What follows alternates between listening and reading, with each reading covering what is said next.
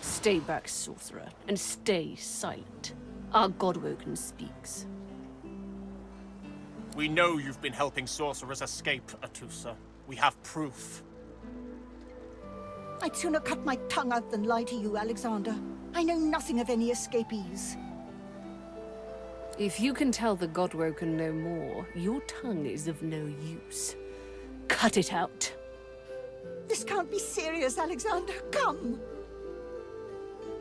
You should know by now to obey your superior, Magister, whatever she may ask.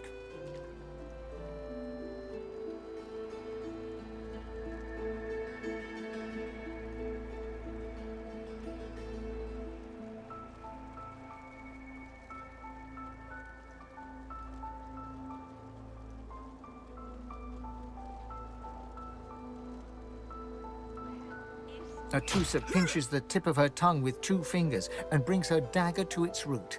Her eyes squeeze shut. Drops of blood form against the dagger's edge and quickly fall to the ground. She groans.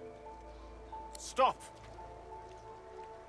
My father, may his soul rest in peace, would be disappointed in you, Atusa. To think you would lie to his only son, your bishop, and your friend these many years. The fate of our realm hangs in the balance. If you will not help us save it, then you will help the Void destroy it. Dallas? Yes, Your Holiness? I believe we're done here.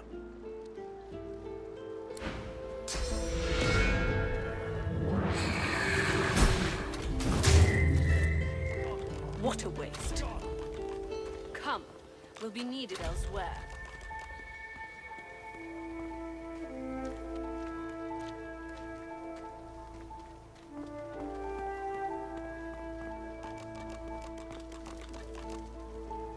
I told him. The Lizard Magister, or what's left of her, lies in a puddle of gore. She was a lizard, yet a magister. No matter her reasons, her penalty was fair.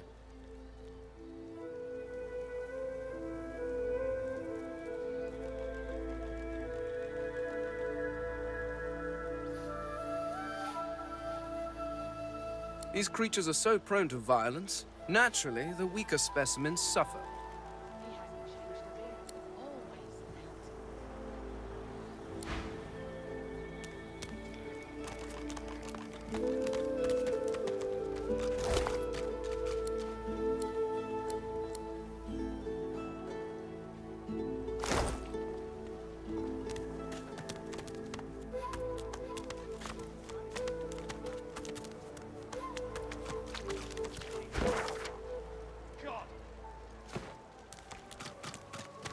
Did you see them? You did, right? Those claws. Wonder what's behind the masks, too. Can't be pretty. That Magister, that was Bishop Alexander, leader of the Divine Order, and his right hand, Dallas. How do you not know this? He hasn't changed a bit. Always late.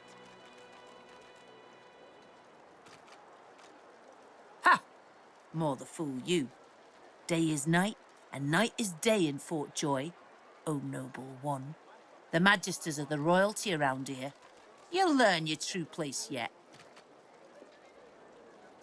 Now, why don't you move along and settle in? A Magister will come and find you when they're ready for you. Could be a while, though. We're up to our hoods in sinners these days.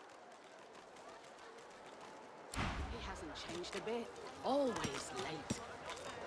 Saw him, didn't you? The Hammer and Alexander. They gave that scaly traitor what for, they did.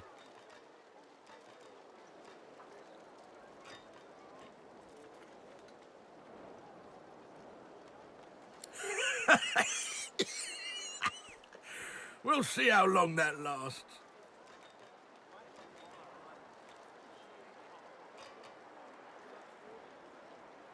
Bishop's the son of the dead divine. Don't know when we'll get a new one, but Alexander's looking after us in the meantime all the same. And the hammer's a solid sort. Don't take no guff and don't stand for no idling. Earned that name for a reason, she did. When you give up the darkness that's inside you. Take your fault, it's there, mine. But it's there all the same. They're working on a cure for you even now. Got some good leads, so I hear. You can trust Dallas to take care of it. And once you're cured, your life will start again. During the time of Lucian, of course. Who wouldn't join up with God himself? He was all glory, all goodness. When we lost him, well, it only made sense to see his will through. Can't for certain, but I reckon when God himself gives his life to protect you, you don't waste the gift. You protect it with everything you've got. So that's what we do.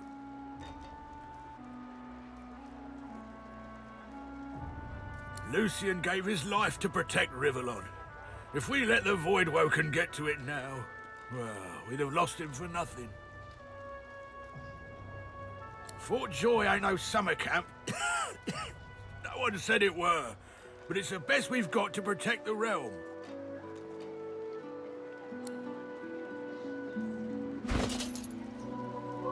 He hasn't changed a bit. Always.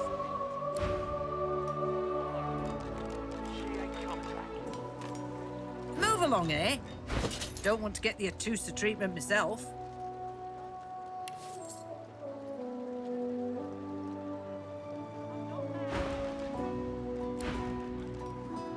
Move along, eh?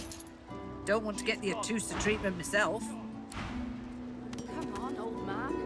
I can't wait all day.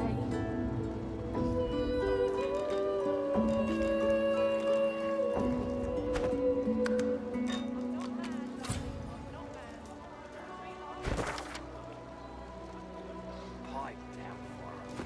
It's time to accept reality.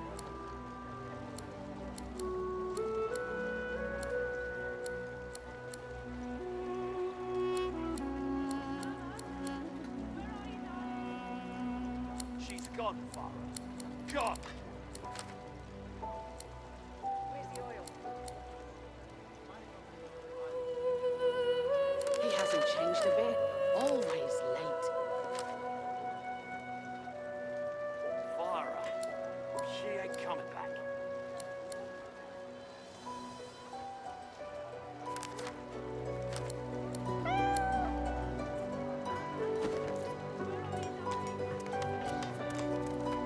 Pipe down, Farah. It's time to Did you see them, miss? Bishop Alexander and the hammer herself? They were so close, almost within arm's reach.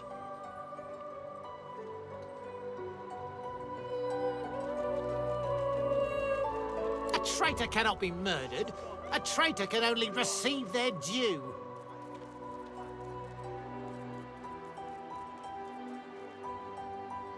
The Divine Order's all that stands between everything you see and a Voidwoken's throat. Any traitor to them is a traitor to us all. Believe it or don't, the Divine Order doesn't need our loyalty. They'll save us in spite of ourselves. Say what you will about the Divine Order. Say what you will about the Bishop and the Hammer. They're the only ones looking after us now that the Divine is dead.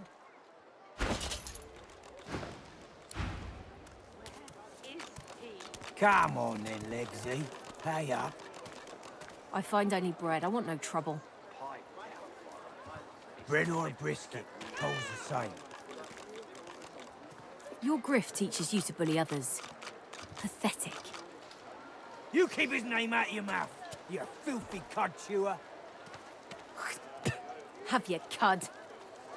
Disgusting, just like all your kind. Disgusting like theft. Disgusting like threats. I fella can't hear himself think with all this racket. Day and night she hollers after that child. You hear that, Farah? You got to cut that out. What's happened to ya? Where is he? I had sympathy at first. A mum calling after her dead child's a sad sight. But even sympathy has its limits.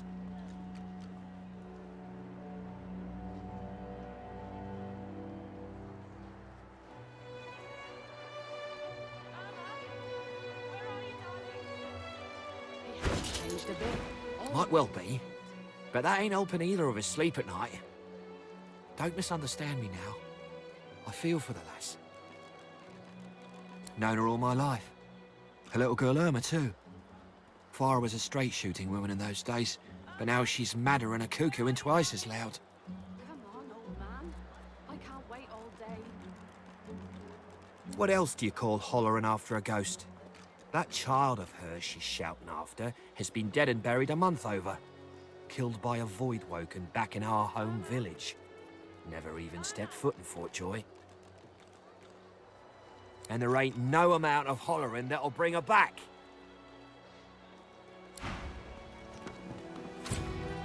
She don't listen to reason. Maybe you'll have better luck than I. If I have to hear her calling after Irma another day, I might lose my head. And there's not a soul here who'd blame me.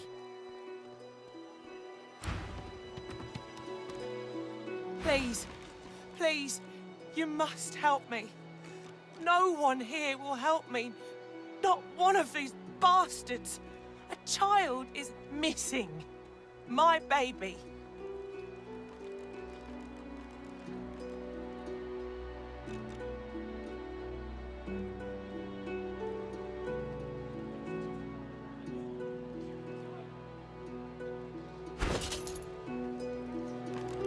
Where is he?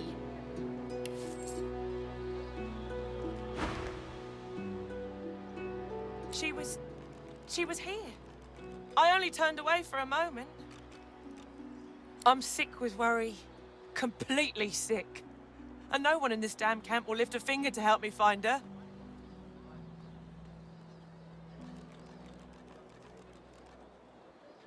Yes, of course. Here, you should take it with you. When you find her, give her the doll and tell her, Mummy says this is for her little chicken, and it's time to come home. That's what I call her, my little chicken. She soaks up a steady stream of tears with her shirt sleeve. She ought to come with you then. She ought to follow you back to me. This place turns people cold. Cold and wicked. That fellow Jeth over there speaks unutterable evil, but I can't move away from him. What if Irma comes back and I'm not here? You are an angel. Truly you are. I don't think I ain't watching. That's your bitch. He hasn't changed a bit. Always late. Pipe down, Farah. You there? I'm looking for an inmate. He wears a large bronze ring with a dragon stamped into it. Name of Migo.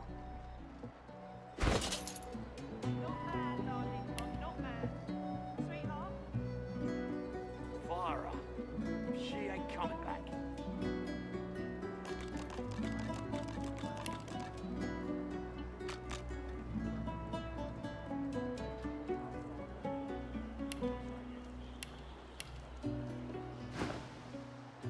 Have you seen him? None of your business, inmate. Find me if you hear of a Migo. Otherwise, don't waste my time. Don't disturb me again, unless you've seen Migo. Useless. It is a very important matter that I locate this Migo. Tell me if you hear mention of him.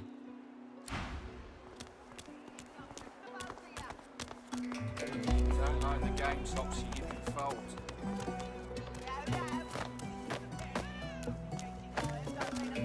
Greetings, child. I find myself in your so-called divine lands, yet I feel his absence deep in my heart all the same.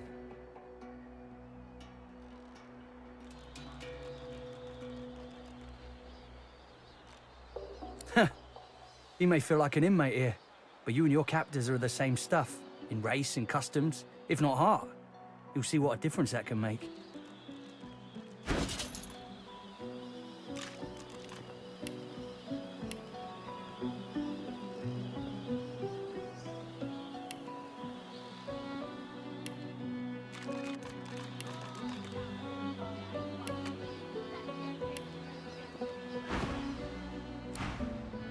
Go well, my child. Perhaps the divine will return to us yet. Perhaps he'll come home in time. Lest the void overtake and devour us all. Looky, looky here, mates. A fresh face. We love fresh faces, don't we? Oh, yes, we do. Why don't you join us in a round of cards? First hands on the house. Chuff to you, Chief. Here are your cards. You're up first. You glance at your hand. 2 purple monarchs. A hard hand to beat.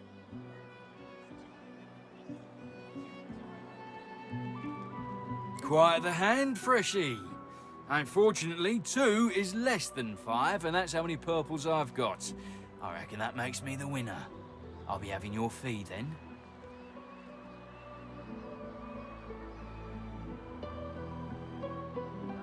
I'm sure the Reds told you. No one gets along without paying the interment fee. So, let's make this easy. Empty your pockets.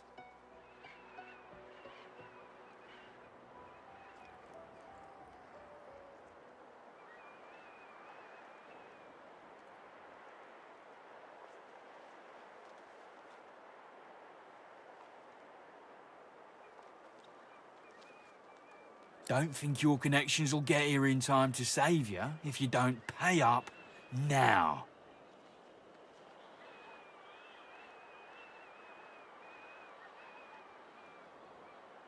We'll see about that, Freshie.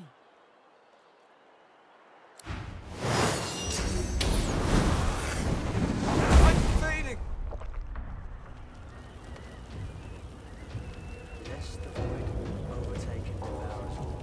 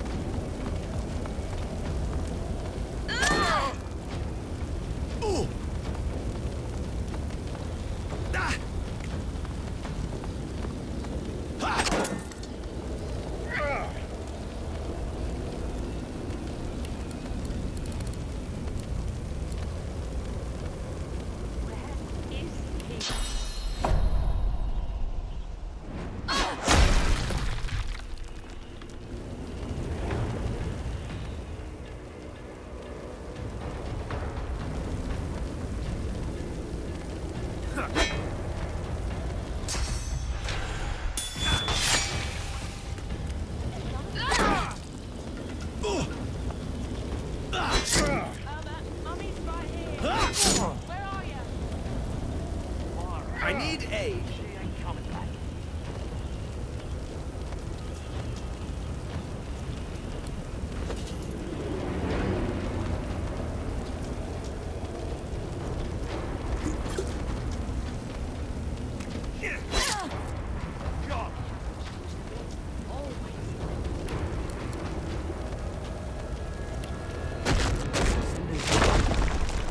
Your supplicants, and you divine.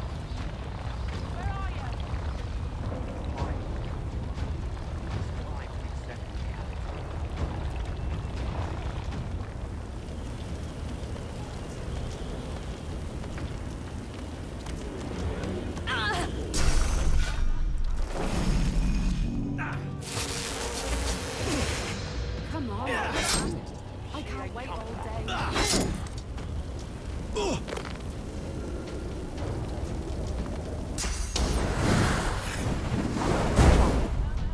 Healing. Fire up. She ain't coming back.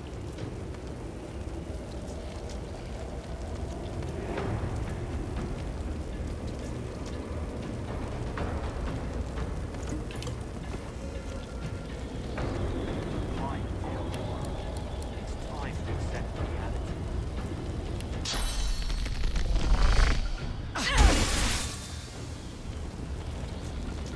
He hasn't changed a bit. Oh. Where are you, darling? She's gone. Gone. Is he?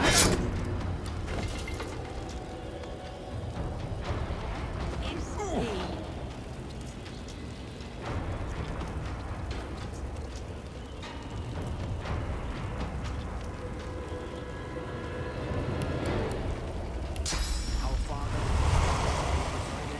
over us all.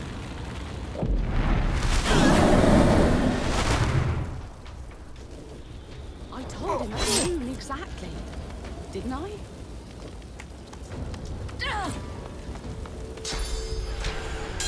I need aid.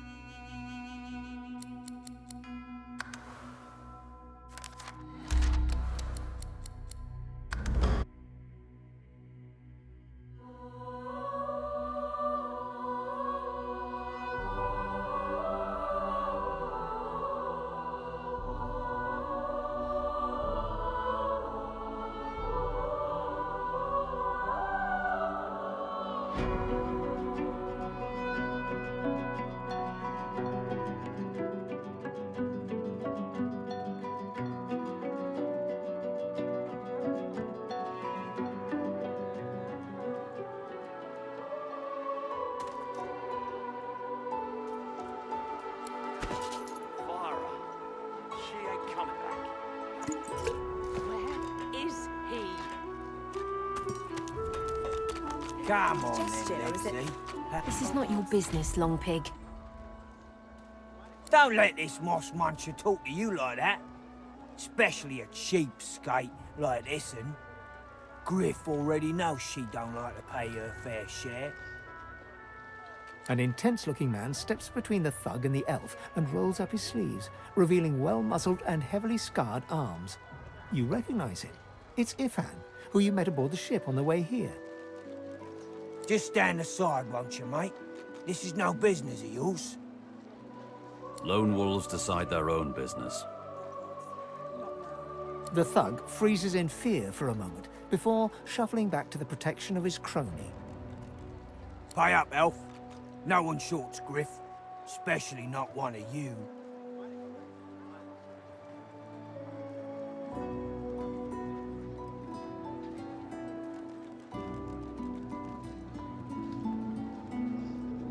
You two ought to be thanking your lucky gods it's us, and not the Magisters enforcing round here. A fool Never knows what they've got till it's well and gone. Now come on, Elf. If you make me say it again, there's gonna be trouble.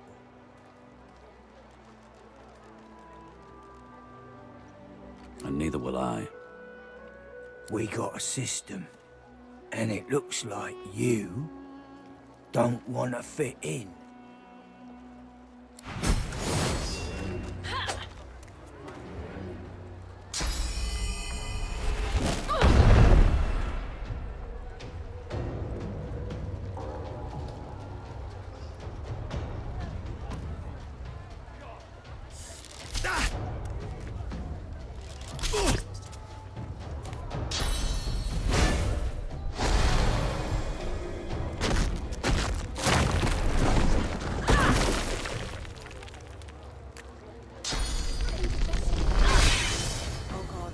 Not now.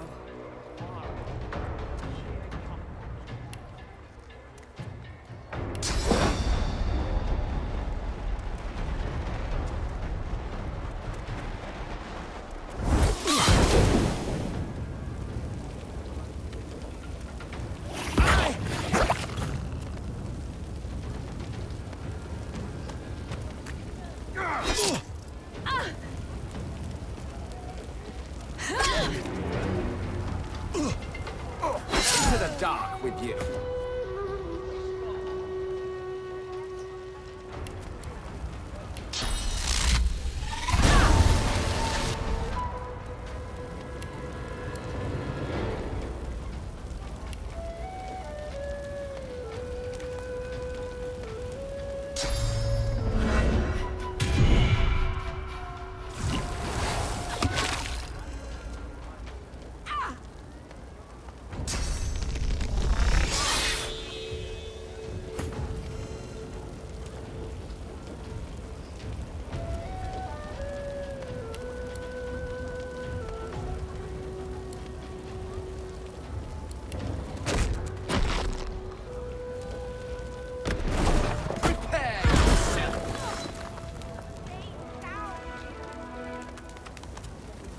Follow me, before more of them trouble us.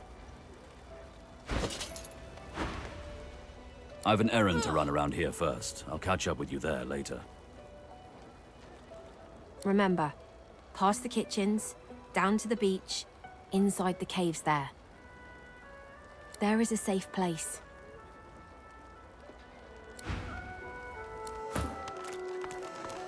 Is that indigestion, or is it... Oh God, not now.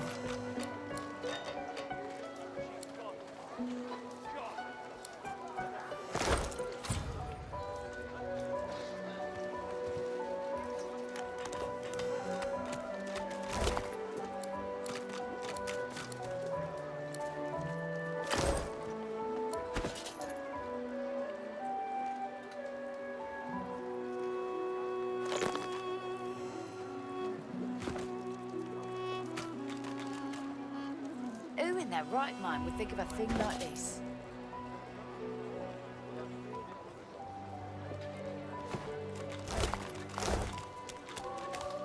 Hello? Stefan rolls his sleeves back down and casually wipes some blood from his cheek. He nods at you, the shadow of a smile on his lips. Good work there. Good work. I can tell you've got chops. Say, you were on the ship here with me, weren't you? He stretches out one rough hand to shake yours. He grips your hand tight as a vice and shakes it, hard. Say, you don't look all that busy now that we're safely on dry land. I could use someone to watch my back, and it looks like you could use someone to watch yours. I've just got a small errand to run, and then I'll be looking to get the hell out of here while I've still got a neck to collar. How about we stick together until we get out of this place?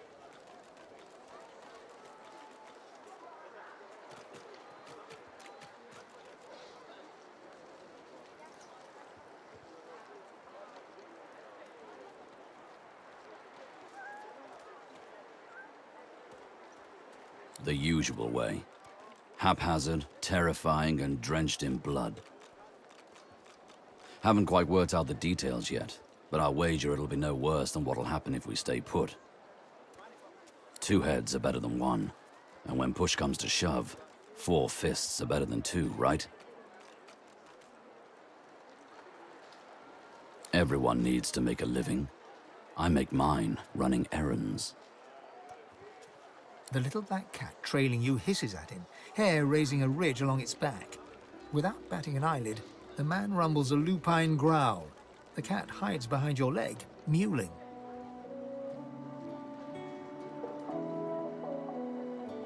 He shoots you a flinty look, all teeth and peril. Lone wolves only share such information with friends. Are we going to be friends? He grins, sharp teeth glittering in the midday sun. So, before we hit the road, it's best if we decide battle strategies up front. Should keep more of our blood in. Survival's my main priority. I'll use every trick in the book to keep us alive. But if a wayfarer's not what you're after, I've got other skills. What do you need?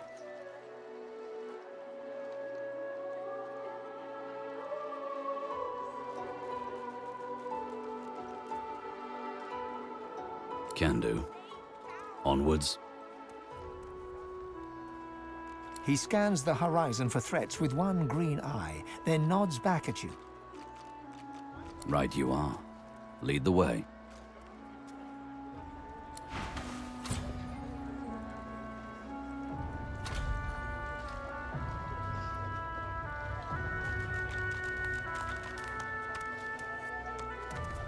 As soon as I saw that glint in your eye, I knew we'd make a solid team.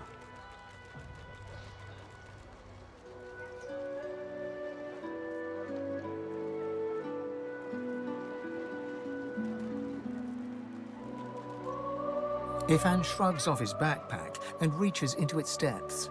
After rummaging around, he holds out a tattered page to you, upon which you can see a broken wax seal in the shape of a wolf's paw. Have a read of my contract and find out.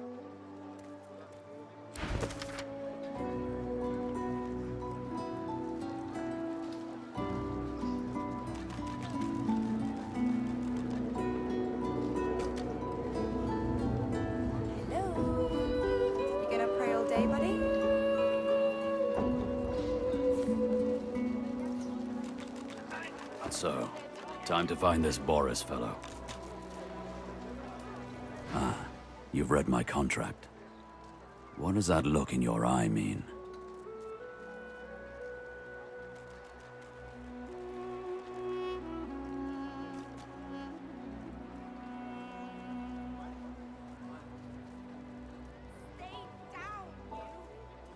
He raises an eyebrow and folds his arms, appraising you. Me, not you. It's my contract. But you can come along for the ride.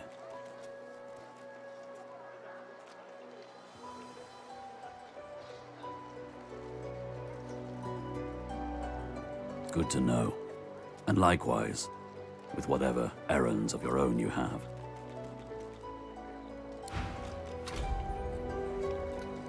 I'd say we're making good progress already, no?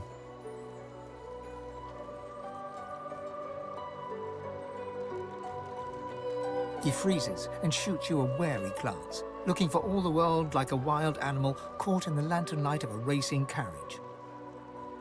Well, why not? Go ahead.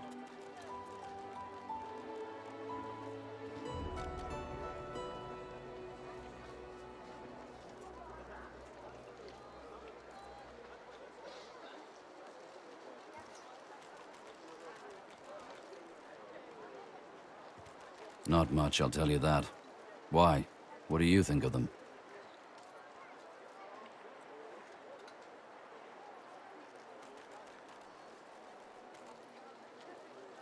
Is that indigestion, or is it...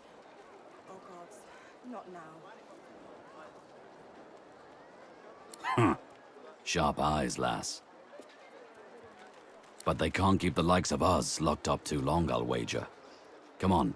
Let's poke around and see if we can sniff out some blind spots in their surveillance. I'd say we're making good progress already, no?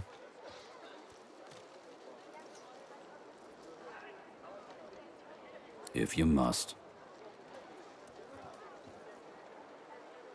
That I did, in Lucian's own army.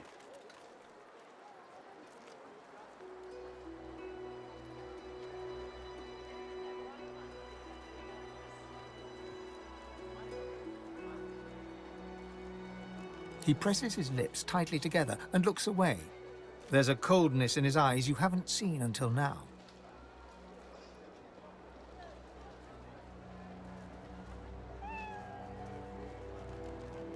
There's a reason I don't wear order garb anymore. But let's talk about those old days another time.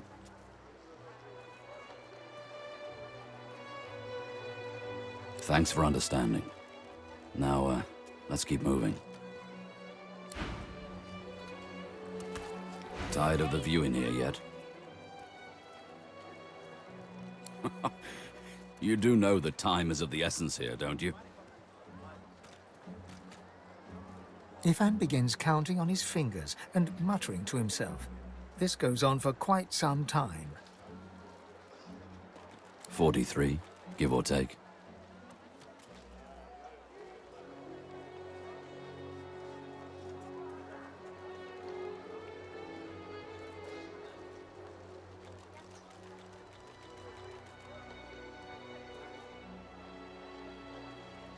I don't work for the money.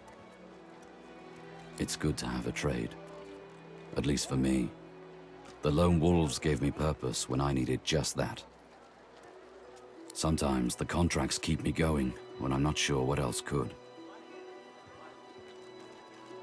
He shrugs, looking off to the side. Mercenaries. It's a job.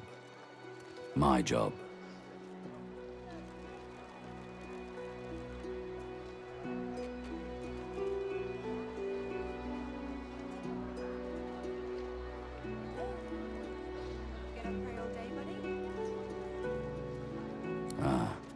I didn't like the look in their eyes. Sure you didn't either. He smiles broadly and looks away. You're not sure, but you could swear he just winked at you. Stick with me, and I'll introduce you to my pack leader, Roost. He doesn't take all comers, but I'll vouch for you. It's good to have a trade. At least for me. The lone wolves gave me purpose when I needed just that. Sometimes the contracts keep me going when I'm not sure what else could.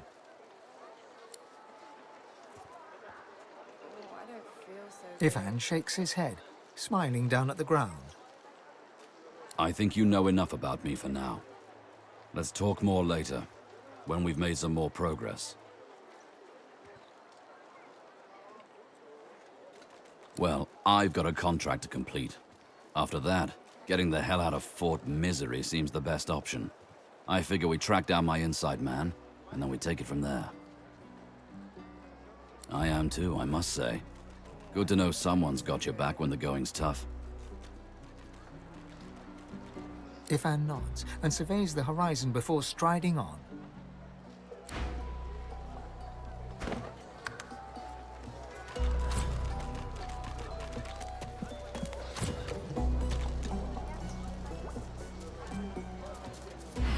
I know you.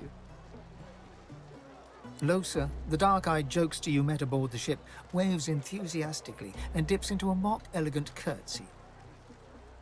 Back then, I was Madame Josephine Gribbles de Pube, and you were you. Glad to see you made it. Nothing like a nice tentacle slap across the moor to set the tone for the week, eh? How'd you escape?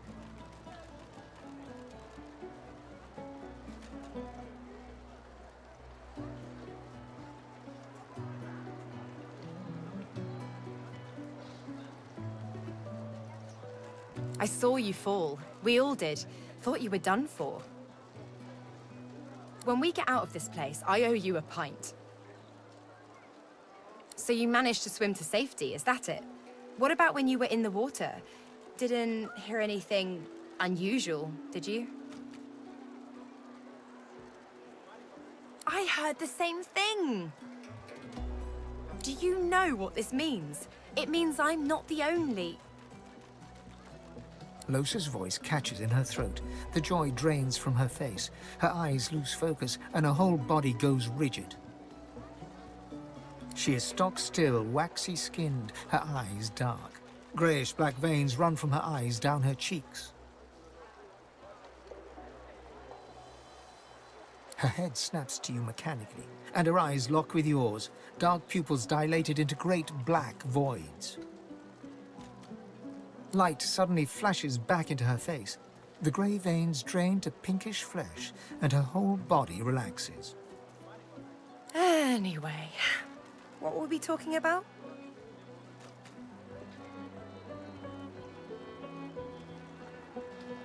Ah, it's nothing really. It's just... I'm just a bit... well, a bit... hospitable?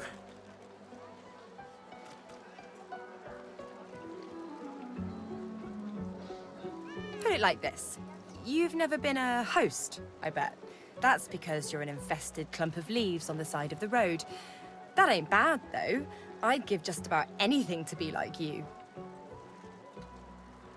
But I'm a roadside inn. Red door, flowers out front, friendly lady at the door beckoning you in for half price. Like a goddamn gold star inn for the disembodied.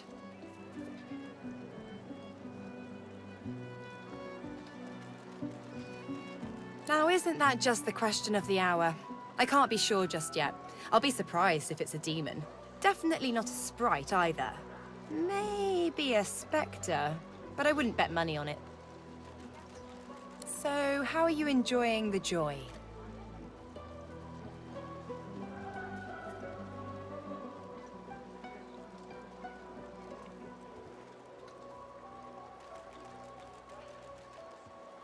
Yeah? I was just thinking the same sort of thing.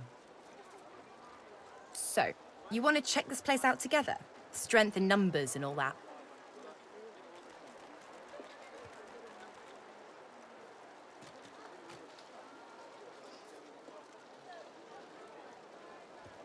Who said anything about otherworldly? Demons and brain ghosts are just as mundane as you or I. Mostly you. So, want to go together? It does, right? Before we head out, I've got more than a few tricks up my sleeve, so you'll have to pick which one I'll pull out if, when, push comes to shove.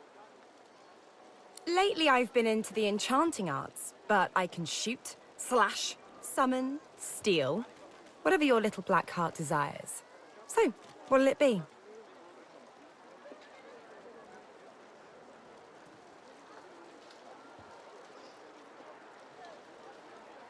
Sounds fine. So, we're good to go? Yeah? Hey, wait a sec. It looks like you have all the company you need. Maybe another time, when you're a bit more on the lonely side. Till then.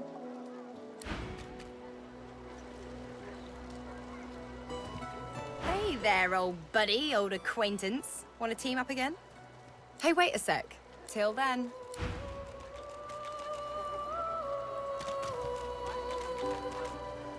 Oh, I don't feel so good.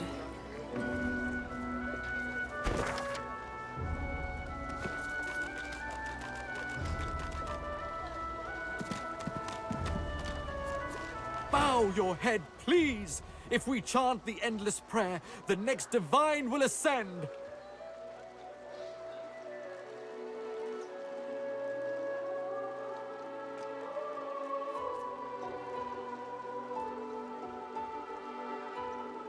Haven't you heard? Bishop Alexander, the Divine's own son, is God-woken.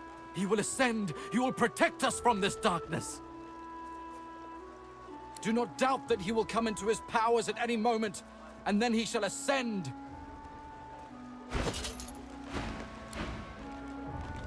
Do not let hubris lead you deeper into darkness. Pray, won't you? It's our only chance.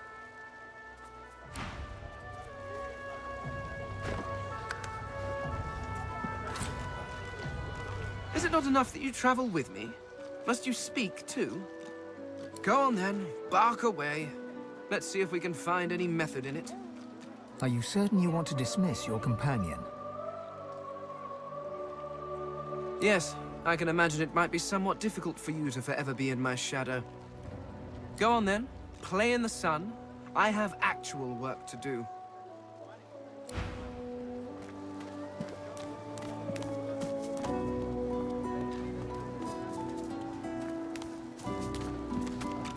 Hey there, old buddy, old acquaintance. Want to team up again?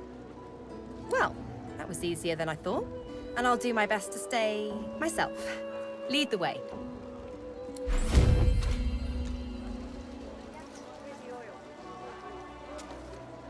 Hey. Hi.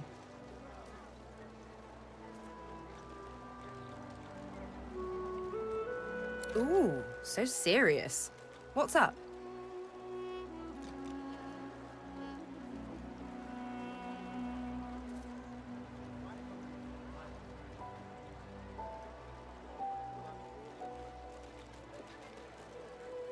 Nope.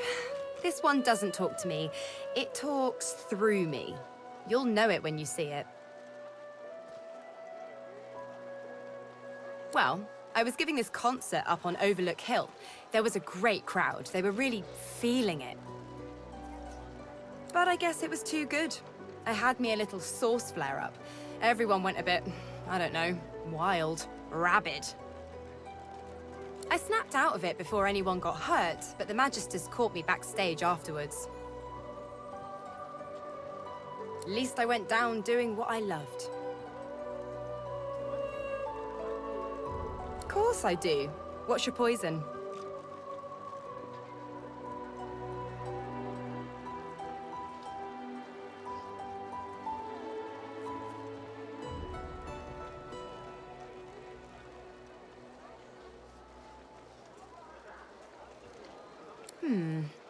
I've got it. Losa clears her throat and starts stomping a steady beat into the ground, kicking up dust that dances to the rhythm. Slowly, she claps an intricate pattern above the beat, hips swaying, head nodding. The beat builds into a riot of sound, her hands and feet moving in an inscrutable pattern. She takes a deep breath and starts humming above the rhythm, a sound like a train, like a flock of birds, like nothing else. Savage hearts in it. In a savage... Oh!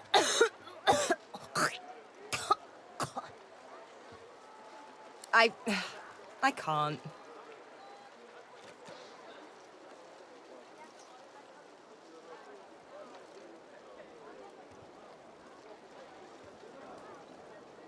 Apparently not. All the more reason to find out what it is and get it out. Let's keep moving. How very sweet of you to notice. I know, it's weird. One of the many side effects of the visitor upstairs. She drums on her forehead with 2 fingers, smiles grimly, and shrugs. They used to be blue. Oh well.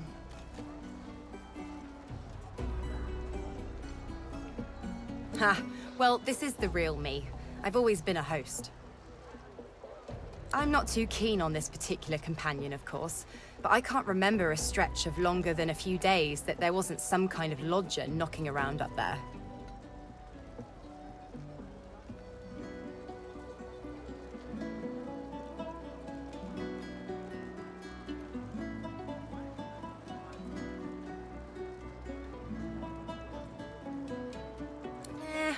Most of them are friendly.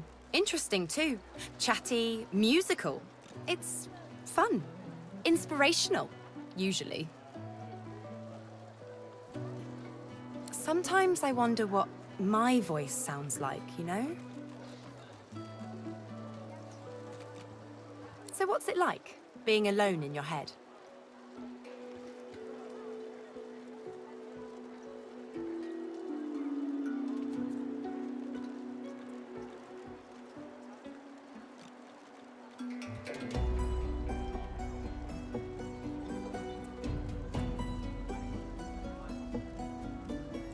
useful never was my forte.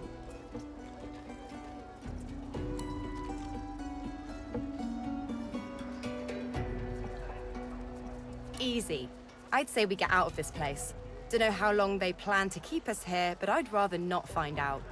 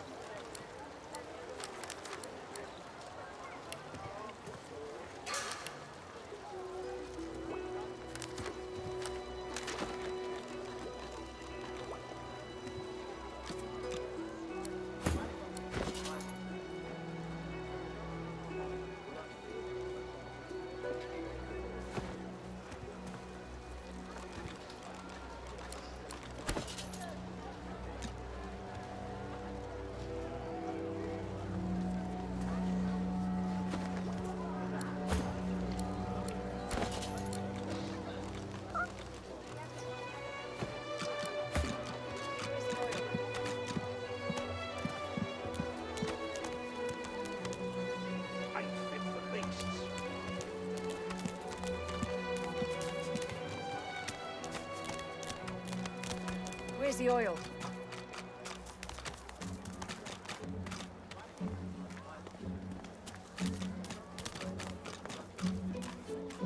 Amidst a crowd of screws, bolts, and scraps of metal, the woman is manipulating a glove-like contraption fitted with 5 long metal skewers. She doesn't look up as you approach.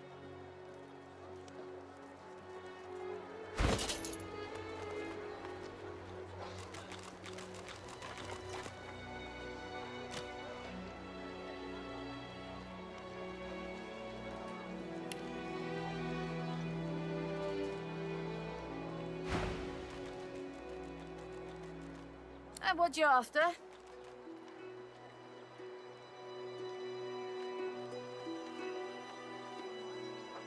Get bent. I ain't. Just seeing how it's made. She's clever, Dallas. Made these herself, for those bodyguards of hers. Boy, they're sharp.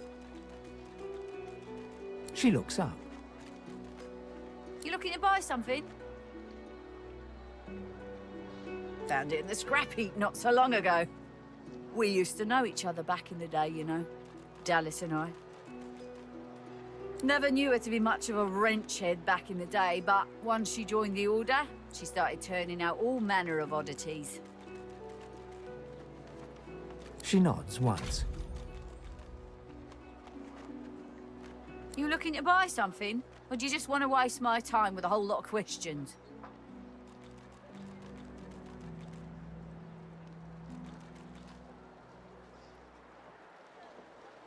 For you? Hell no.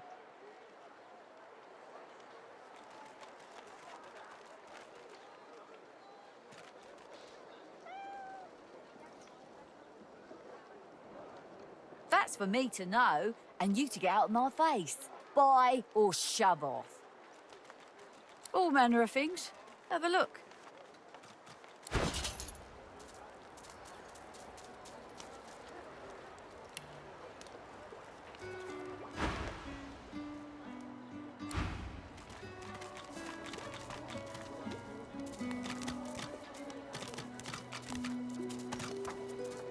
The woman looks up as you approach, wiping her brow with a grease-blackened hand.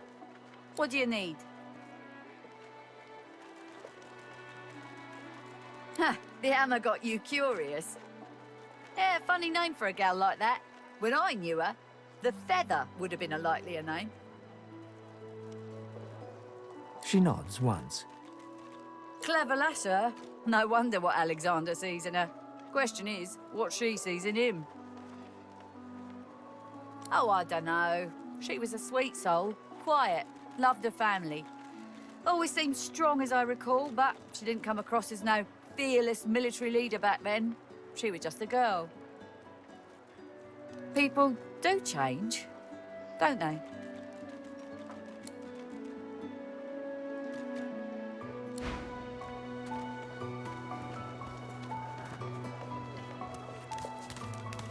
The woman looks up as you approach. What do you need? Huh, the hammer got you curious. Oh, I dunno. She was a sweet soul. People do change. She nods once. Clever lass, her. No wonder what...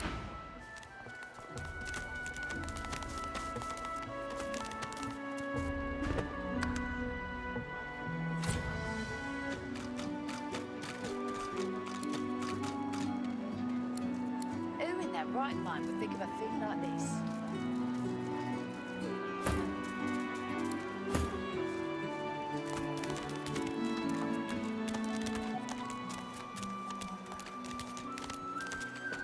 The Magister stares at the ground, unaware of your presence. With a start, she looks up and realizes someone is standing right beside her. Her eyes meet yours. She doesn't blink. The Divine is dead. The Bishop is all we have left.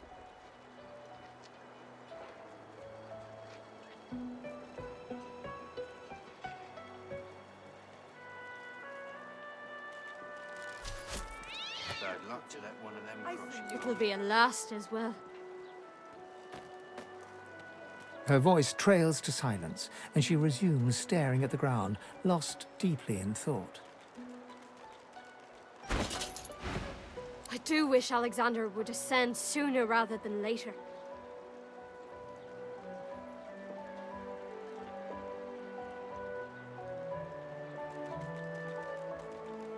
I put my faith in the Bishop. Reminds me of his father. And what he said has been true. Wherever there are sorcerers, Voidwoken strike. Hmm? Oh, yes. Only a week or two before, well, you know. I wanted to serve him more than anything. But who didn't then? He was driving the Black Ring back, soon to rout them entirely. They say his powers are not developing as they should. They blame the Voidwoken. But we need his powers to develop so that he may banish the Voidwoken. It's quite the pickle. I wish it every night. More than anything.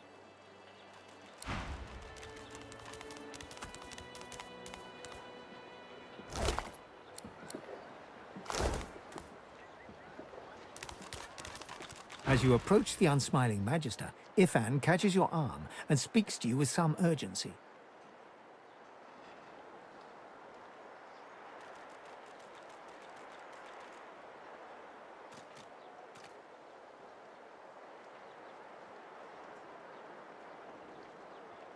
I need to talk to this one for a few moments. Alone. Ifan strides up to the Magister, speaking in a calm and controlled voice. Though you can't hear what he whispers, the Magister's face turns whiter than snow as he hands a note to Ifan with shaking hands. Don't! I'll give you the information. Here, just don't! All right. Ifan walks back to you, leaving the quivering wreck of a Magister behind. When he catches your eye, he winks.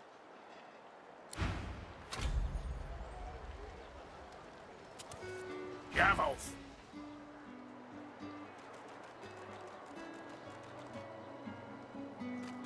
None of your business, you rat.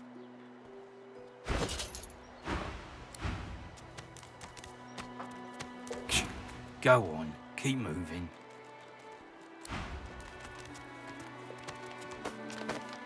Enjoy your stay, lassie.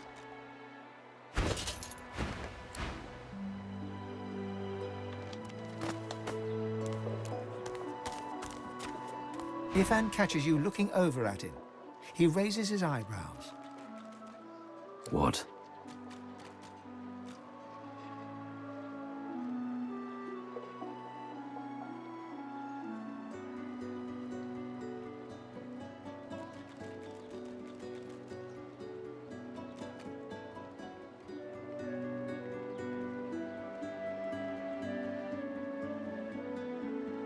Oh, it's just practice. All in the way you set your jaw, lass. I'll teach you someday. I only do it when it's necessary. And it was necessary back there. He wanted me to kill someone. I didn't want to kill them. Being a little impolite seemed the least bad option.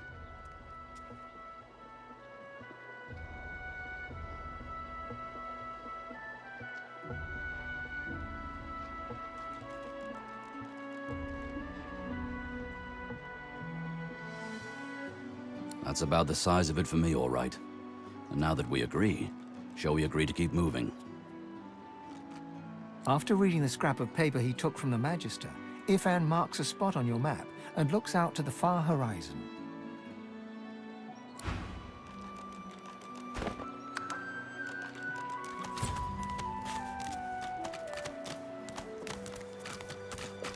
Move along.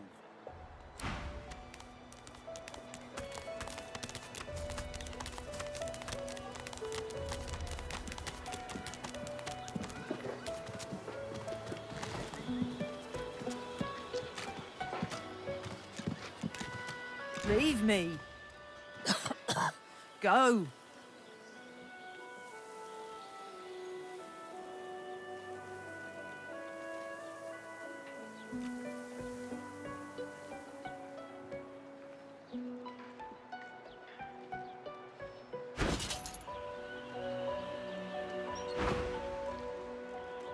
Get away. Get back. At least wait till I've croaked my last, if you want to study me.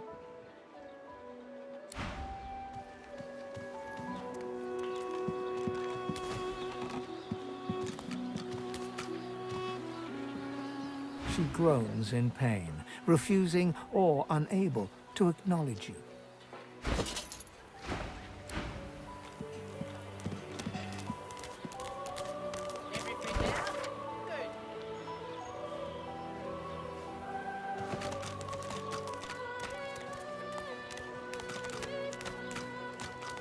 So this is Fort Joy. The delivery. Surely you'll What a have one. crumbling disaster. Scram, snake face. I know that look well enough. You're about to pop, ain't ya? Why don't you enter a match and let some of that frustration out the right way? Worse than war rations, these. Nothing I can tell you you can't find out by slipping down that hatch. If you've got the spit in you, that is. Worse than war rations, these. You're scared, are you?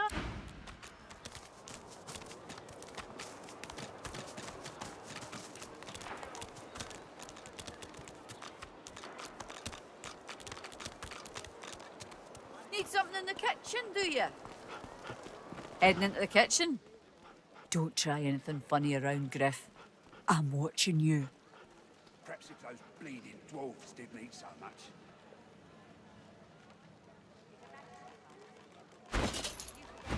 Well, he runs this place and everyone in it, including you. Better to make yourself useful to him if you're stuck here anyway. That's what I did. Careful. Don't want to catch Griff in a... Move along!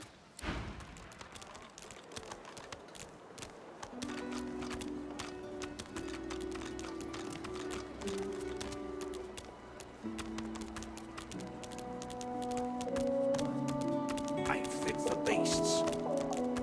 Watch yourself. Psst. Hey, you're a little light in your pack, ain't you, girl? Who could blame you with the garbage they got for sale round here? Why don't you take a gander at the goodies I got? Stuff you won't find anywhere else in camp. Procured by special means.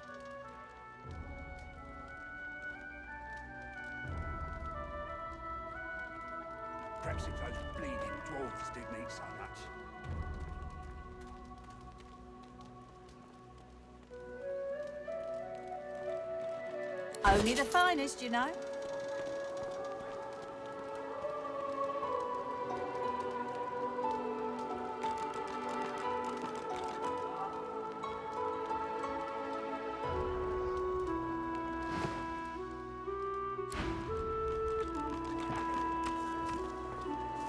Griff is slowly, methodically peeling the skin from a potato. As you approach, he looks up, setting the potato, but not the sharp little knife, down on the table. What? Who's asking?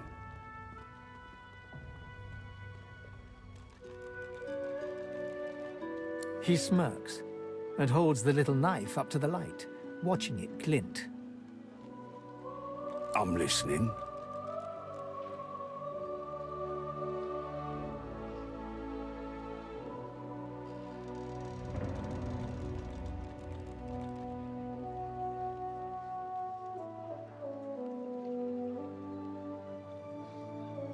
Oh, they'll cure you of your sauce. Nightshade will cure you of an headache too.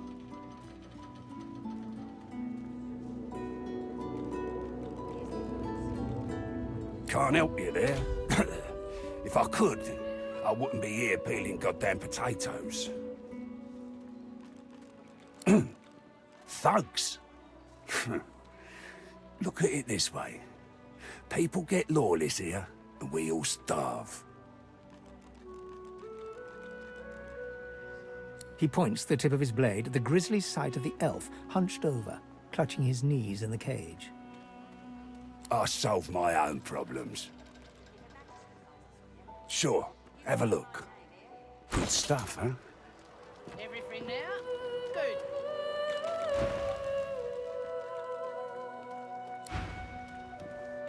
Griff glances from his blade to you and back again. He smirks and holds the little... I'm listening. Can't help you there.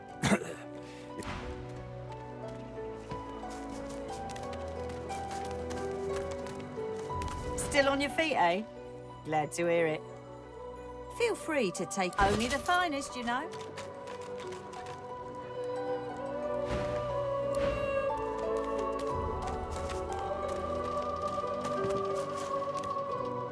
Leave him be. Don't make me say it again. Listen, I can help you if you just... Shut up, elf. This clown?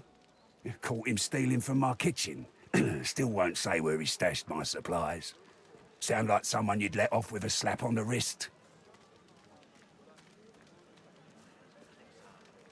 Here's the goods. Caught him red-handed trying to make off with a second crate after he took the first.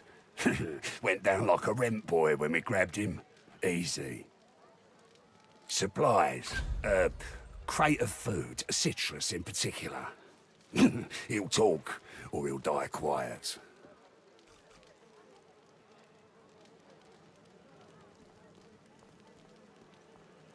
If a magister finds this on you, you forget my name, here. Everything there. Alls I want is my supplies. Happy to let this clown die in a gutter instead of my kitchen. Bring back my crate, and you got yourself a deal.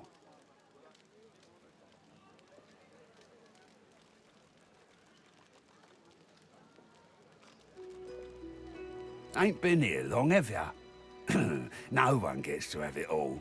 No one starves anyone else. He twirls his knife between his fingers. Divine's gone. This blade is the only god watching over Fort Joy.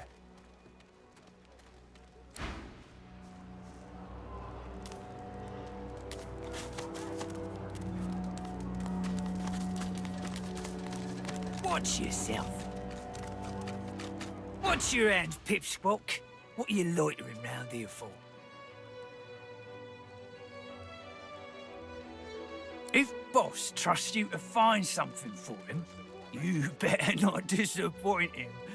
You won't like him when he's disappointed. You mean that guy in the cage? Oh, I don't associate with elves. Fella says he's innocent, but you know how they lie.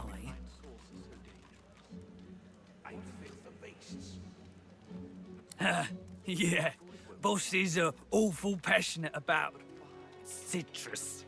I can't get enough of the stuff.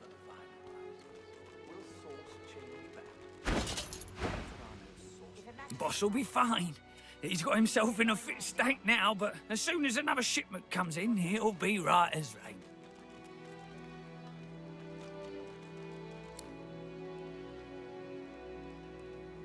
Out the fort? To where then? The death swamps or the ocean brimming with void-woken? Fat chance of getting more than 5 feet in any direction and keeping your skin right side out. Make it quick.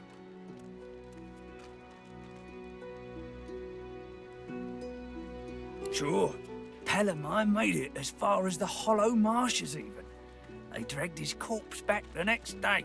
Head pulled clean off by a ghost. I saw it myself. Hell if I know. Don't rightly know if it can be done. If they take the source out of you, what are you?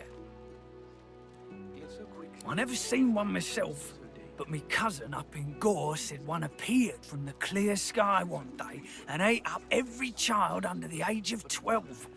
I don't know where they come from, but without the divine, there ain't much we can do to stop them. Hey, what do you want now? Make it quick. I never seen one myself, but me cousin up in Gore said one appeared from the clear sky one day and ate up every child under the age of 12. I don't know where they come from, but without the divine, there ain't much we can do to stop them. If Boss trusts you to find something for him, you better not disappoint him. You won't like him when his boss will be fine. He's got himself in a fit state now, but as soon as another shipment comes in, he'll be right as rain. You mean that guy in the cage? Yeah. Boss is hell if I know. That's sure. What do you want now? Make it quick.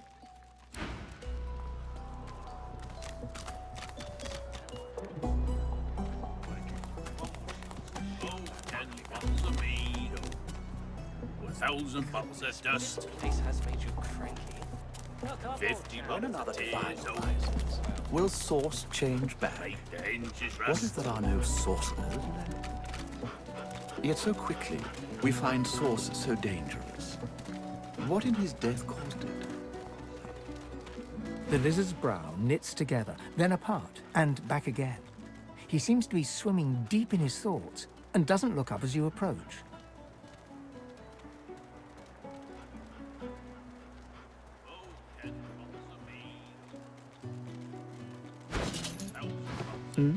The ground. I don't know what you... I'm just trying to work it out. What happened? Why?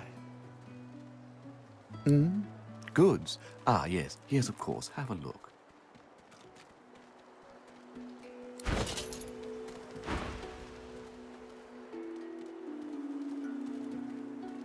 My mind? What else, my friend? I'm wondering why. All of this. Source, the Voidwoken, the Divine. Why?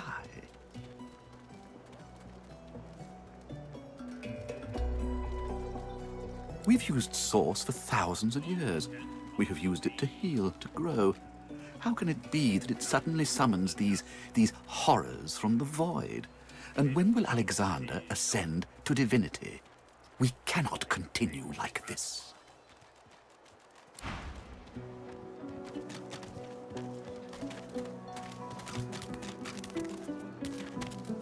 Ho ho! Ain't come to shake me down for my knickers, have you? You're all I got left after your buddies were through with me.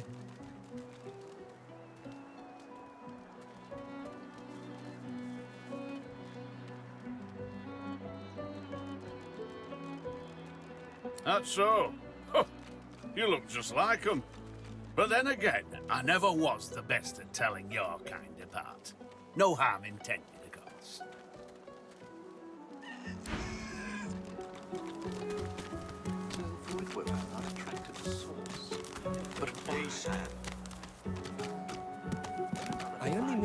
think about it logically, she's much better off. Leave it, Sam. I won't say it again. Why hasn't Alexander? I've had more bouts of scabies than baths in this place, you know. Still, at least the suns are shining, eh?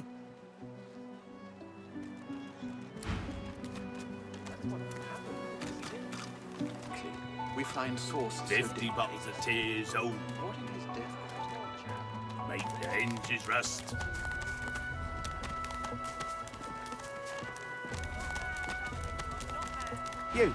You there. You've just arrived, isn't that right?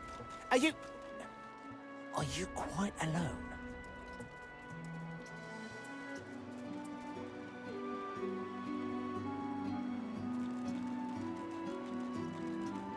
The man scowls at you.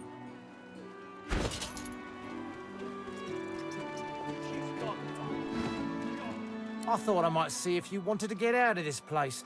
Though maybe I ought to ask someone who isn't a prissy fop.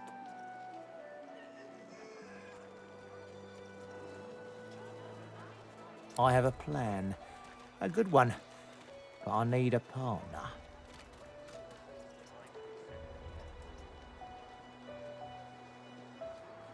I've been here a long time.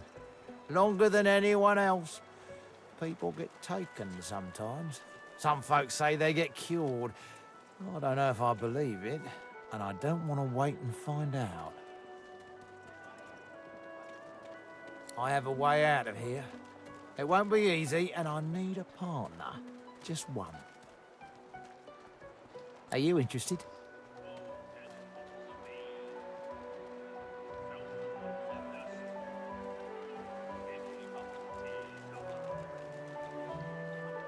Believe whatever you want. This may be your only chance at leaving this place. Take it or don't. Oh, noble. But after the magisters take you, all your nobility will have been for nothing. Good luck with your friends, though. Enjoy your last days in good company, won't you?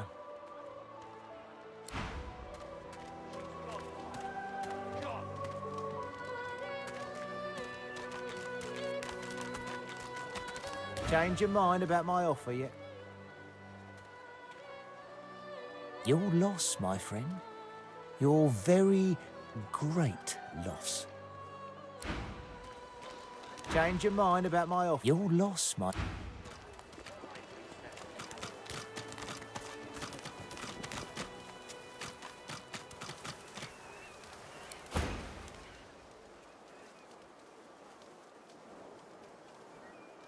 As she catches sight of you, recognition flashes in her terrified eyes.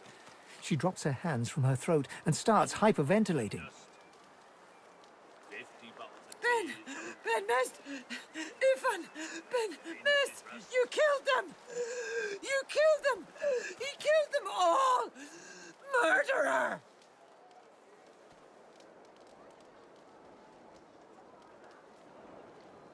Keep him away from me! Help! Somebody! Keep him away! Stay back. Stay back. Keep that monster Ben Mess away from me.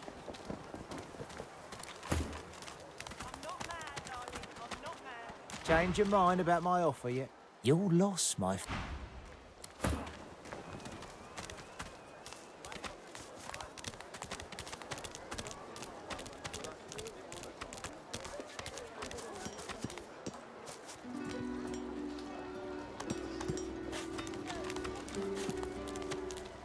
Vara.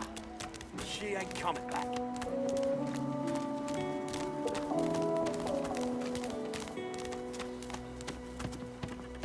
The woman is scrabbling at her throat, as though she can hardly breathe. Don't touch me. You're too close. This collar, this place, it's squeezing the life from me.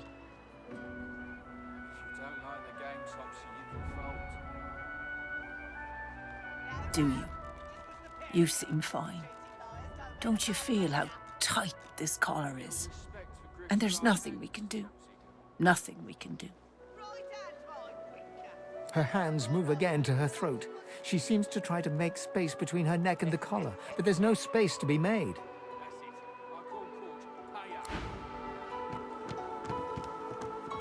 Stay back. Stay back. Keep that monster bedmast away from me. Please, please, you must help me. No one here will help me. Not one of these bastards. A child is missing. My baby. She was here. I only turned away for a moment. I'm sick with worry. Completely sick. And no one in this damn camp will lift a finger to help me find her.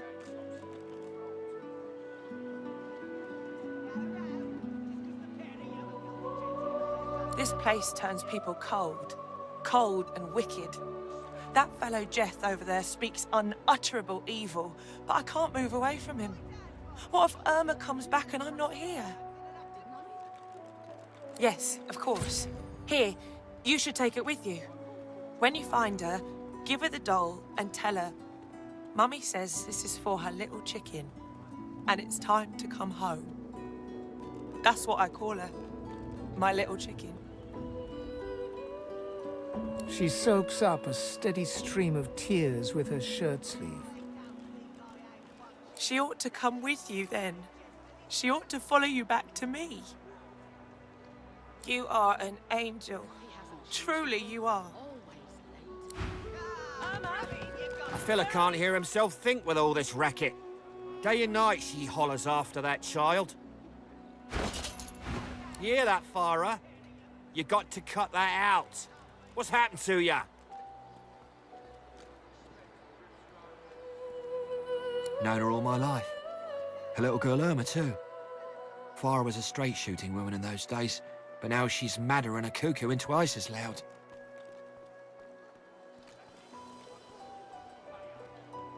What else do you call hollering after a ghost? That child of hers she's shouting after has been dead and buried a month over. Killed by a void-woken back in our home village. Never even stepped foot in Fort Joy. And there ain't no amount of hollering that'll bring her back. Mummy's right here. She don't listen to reason.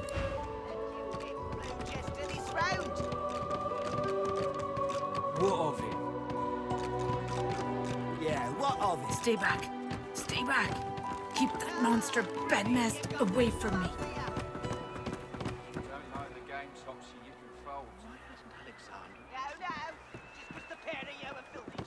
Stay back. Stay back. Keep that monster bedmast away from me.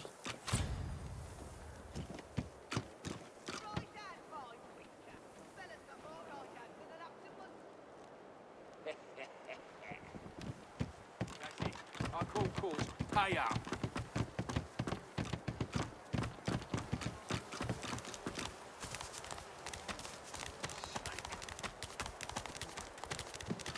No, let's not get nasty. Breathes better off, I'm sure.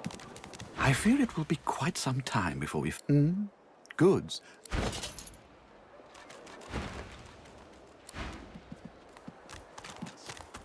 The smell, though. I'm gonna give you... Please, excuse us. You're talking to me, not her, Sam. Oh, for the love of Lucian, Balladeer. You're acting like a madman. Say it again. What you said about my wife. Go on.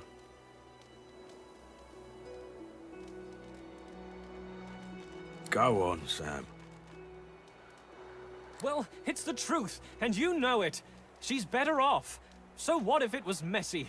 I'd rather puke myself to death 1,000 times than let the Reds get to me. If she were my wife, I'd be happy for her. A flat smile twitches across Balladeer's lips. She never did like you.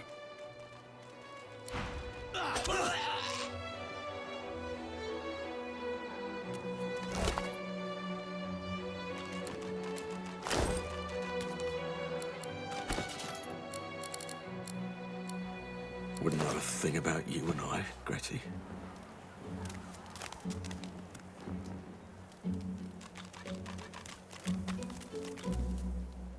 The man looks for a moment at the corpse at his feet, then turns back toward the nearly finished coffin, bloodied hammer in hand.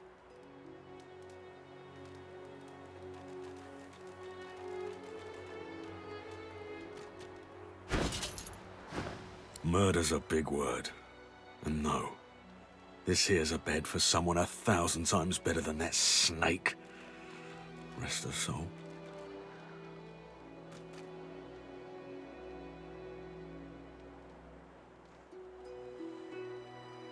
The love of my life, Gret. She passed in the night. Something in the stomach. Doctor couldn't help her. He tenderly runs a hand along the coffin's side panel. If she were here, she'd tell me this plank is crooked. Chastise me for using warped wood on her final bed. Then she'd laugh and kiss me. Just here. The man holds a hand to his cheek for a moment. He turns from you, lines up another nail, and hammers it into the panel.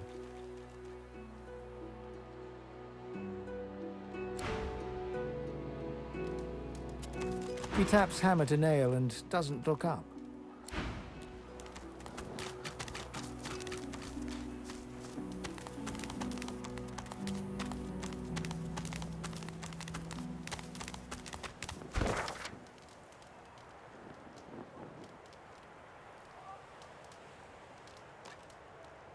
When another divine rises.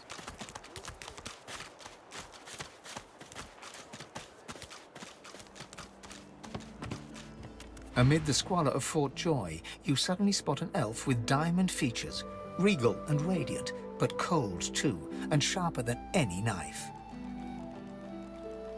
She was the one who sat rolling dice in the ship that went under, deciding fates with every roll, or so she said. Her eyes are focused on a lizard some distance away, and you get the distinct feeling he's an unfortunate man indeed to be trapped in her tiger-like gaze.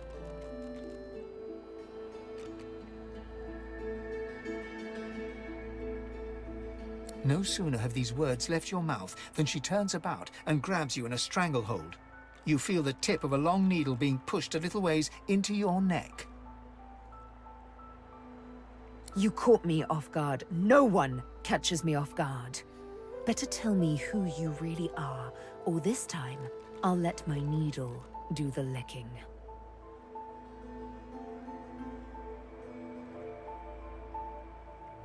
Not so very far from home, I'm sure. This is the turf of magisters, and magisters tend to be human, like you. A push, a pivot, and now you suddenly face her. The needle still all too deeply embedded in the side of your throat. Despite the precariousness of your situation, you notice something that remained undetected in the gloom of the ship. A flaw in her diamond features. A curiously shaped scar on her left cheek. Let me tell you a little story. Once upon a bad old time, a lizard cut this thing, this living scar, into my cheek. The mark of a slave. But now I'm free, of sorts. And I've traced that lizard here, to Fort Joy. I intend to raise the subject with him.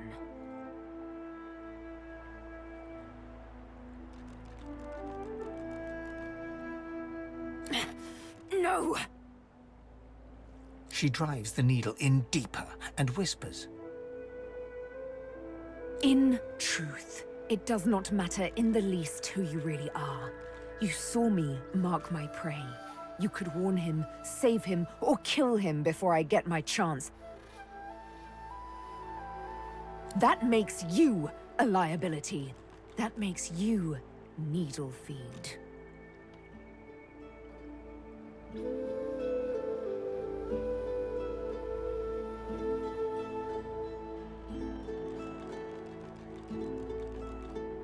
A bright sparkle of laughter follows your proposal.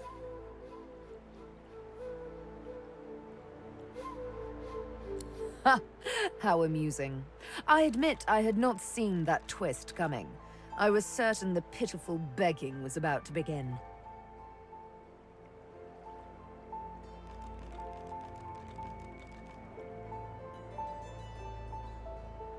Make your case and do it quickly. Why should I join you?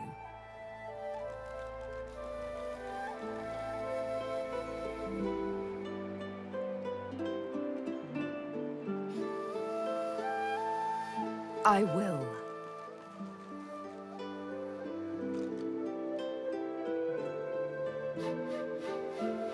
And so you seek to escape?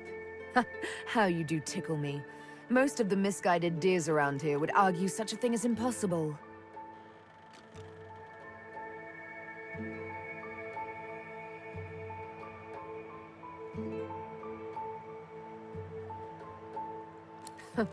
Well played. Oh, little needle mine, what should I do? Push or pull? The agony of choice. You know what? Today is a rather fine day. Sunshine and an easy breeze. Yes, I'll let you live. I'll even agree to travel with you, provided we talk to that lizard I mentioned. I'm not quite sure the weather will save him. With a casual flick of the wrist, she withdraws the needle from your neck and smiles, as if she just invited you to sit down for tea. Let's discuss our respective roles then, shall we?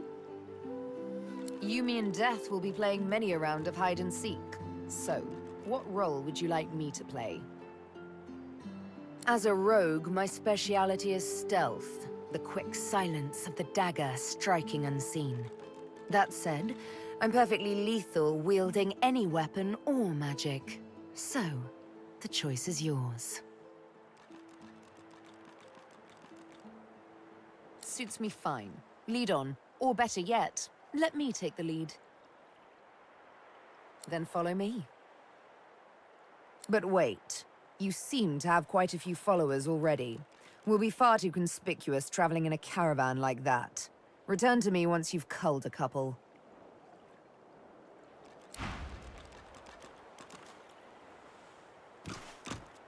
Hey. Hi. Are you certain you want to dismiss your companion? Oh, really now? Well, well, well. I guess this makes us mortal enemies. For now, at least. What took you so long? I'm ready. You're not quite certain you'll ever sleep soundly with Sabine in any sort of proximity, but at least she's on your side. For the moment.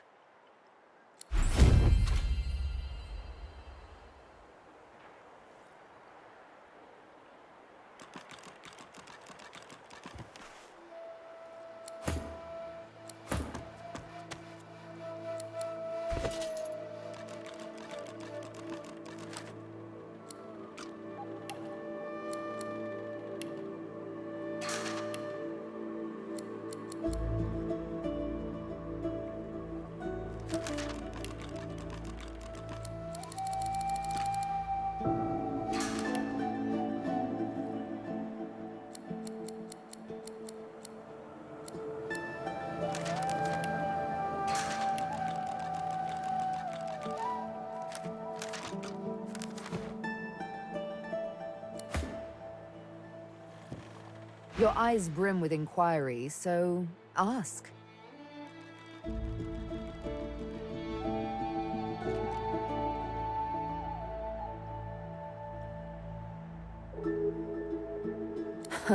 Hardly.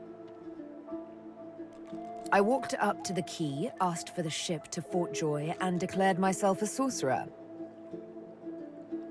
I'm here to hunt, remember?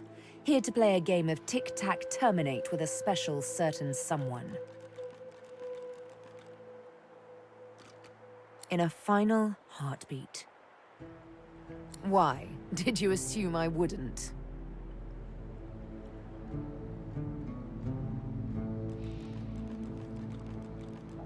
The only thing that springs eternal is blood from gushing wounds. And water from springs, of course, and flowers from the ground, but You catch my drift. One must cull to cultivate.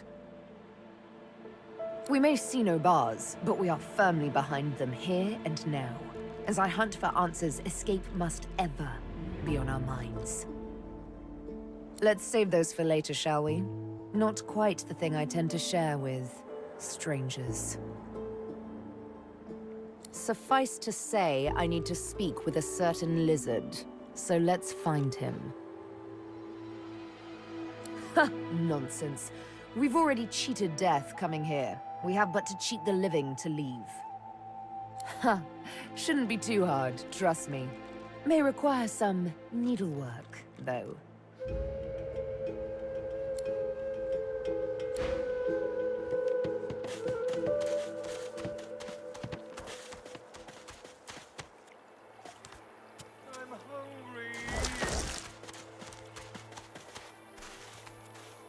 The old dog whimpers sadly, sniffing your hand.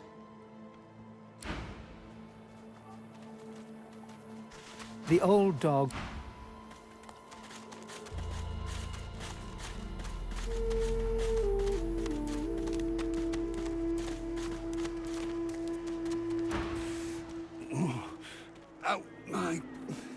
Out my face, or I'll punch your lights out.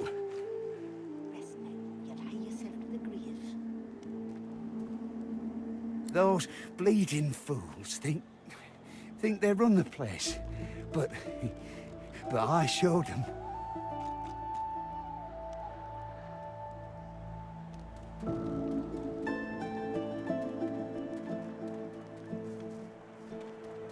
Sure. First, always win. Second, never lose. What are you? Some kind of idiot?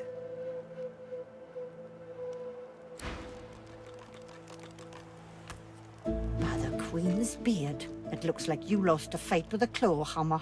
Reckon you're in need of something to heal yourself up, eh?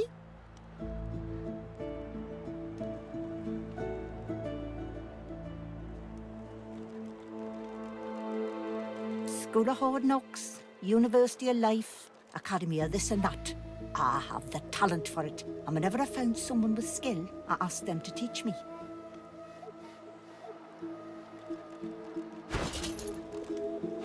Instead of a potion, she hands you an empty bottle and a fat brown mushroom.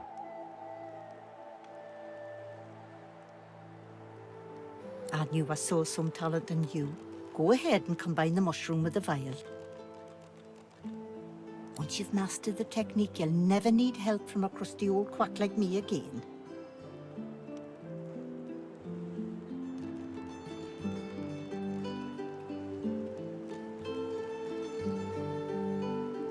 Dane's as stubborn as an old steer. Says he don't believe in alchemy and won't accept a potion from me or anyone else. But Jack and Nip would rather die than drink something that ain't at least 30 proof. Still, my job ain't to judge, but to heal. Or if that fails, to comfort.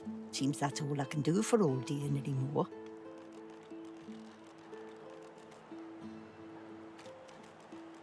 Business savvy? Don't be profane. This is people's health we're talking about. And I get by just fine in the meantime, thank you kindly.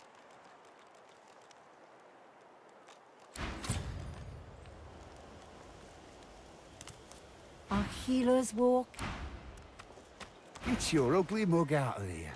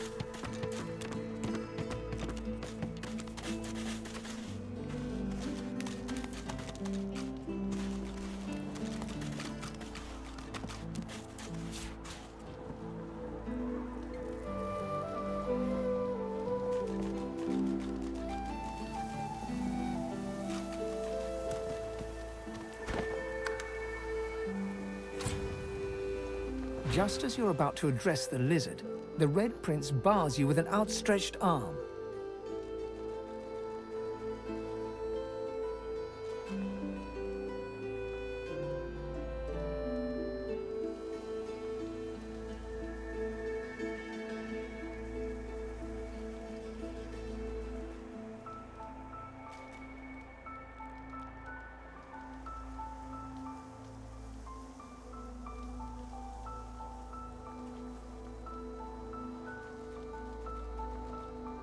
This man is a dreamer. As you know, I need a word with him. You may wait here while I speak.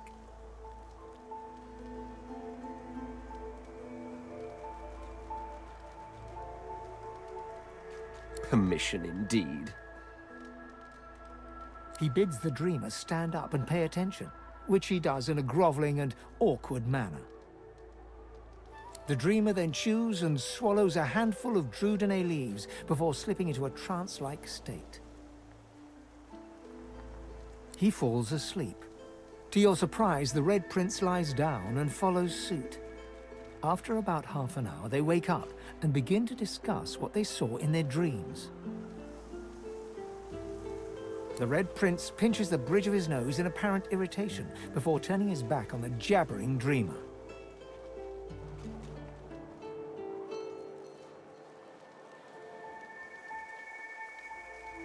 You receive a withering glance in response.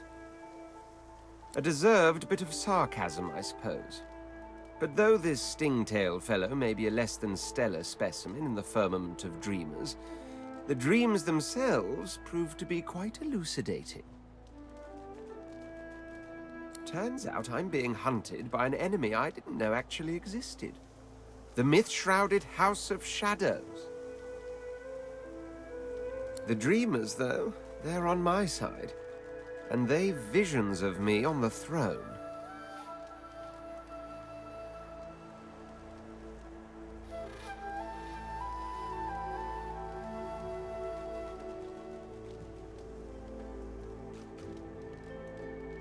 Of course it is.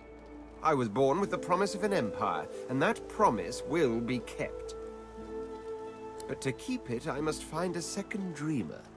A greater one, a more experienced traveler of the dream world. Bahara is her name, and she resides in the swamplands east of the fort. So, let us make our escape and venture there post-haste.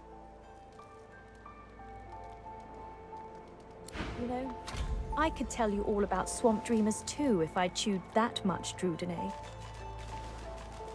Oh, do hold your prickly tongue.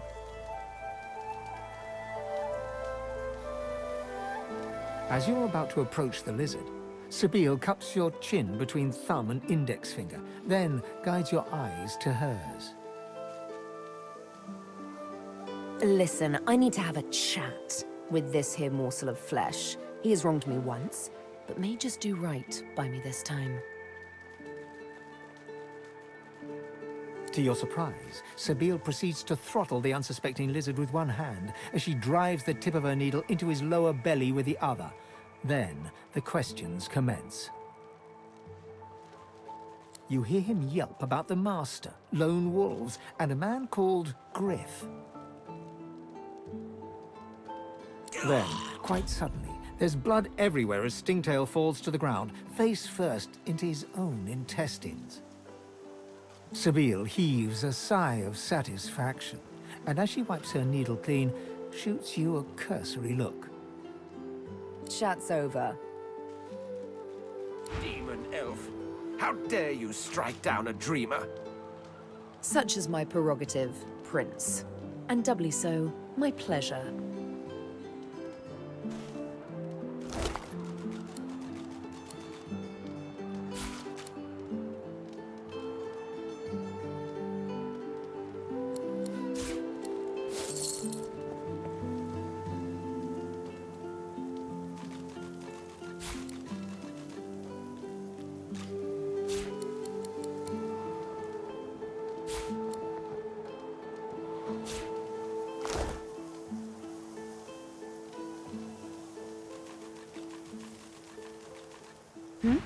Something on your mind? It's simple. He scarred me, so I scarred him. Extensively. She defies you with devilishly innocent eyes. Can you blame me? There it is. I was wondering when your spying would make an appearance. Anyway, what's dead is done, so let's move on, shall we? Despite my high hopes, this scar disfigures me still. The search for the master continues, of course. Hungry work, the hunt. And you know what? I'm feeling a bit peckish. Stingtail mentioned a cook, as it happens. Fellow named Griff. 2 birds, 1 stone. How about it?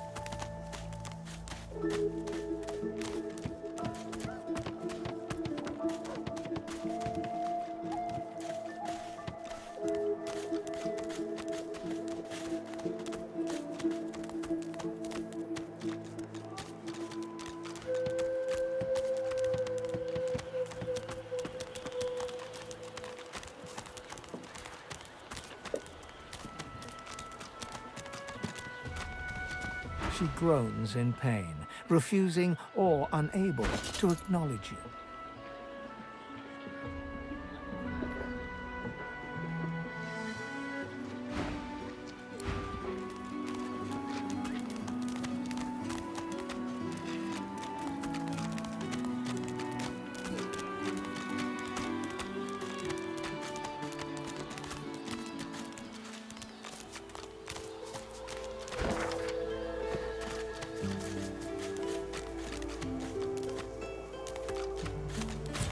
Is that thing eating corpses?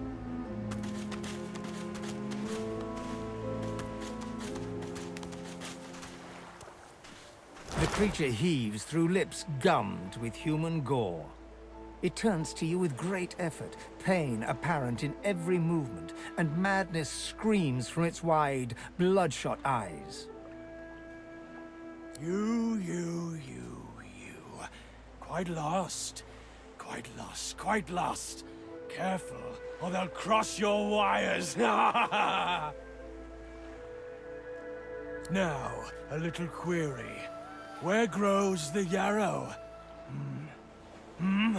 Quickly now, for I haven't much time. The creature gingerly takes the plant into his bloodied hands. He runs his fingertips over the white flowers. His panting breath slows. Darling, dear darling child. Hello, yarrow girl. Can it really be you? The creature clenches the plant tightly. His breath quickens. He seems liable to lunge at you at the drop of a pin. You wouldn't understand. A father's pride, a father's love. The creature begins to weep. Fast, silent tears spill from his eyes as he clutches the little cluster of flowers to his heart. For you, my ring, part of me, name of Migo. Thank you.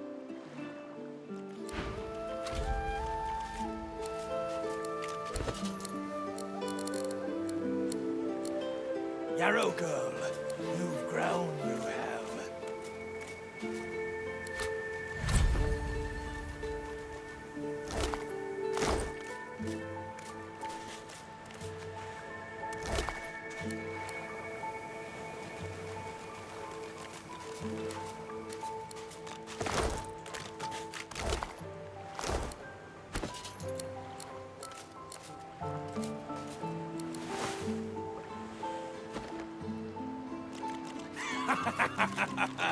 It's been too long, my dear.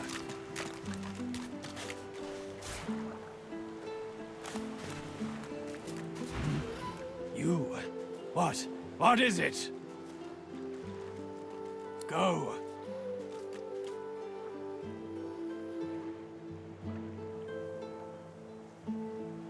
Told you, didn't I? They crossed my wires, hammer goes clang, and then the worms crawl in.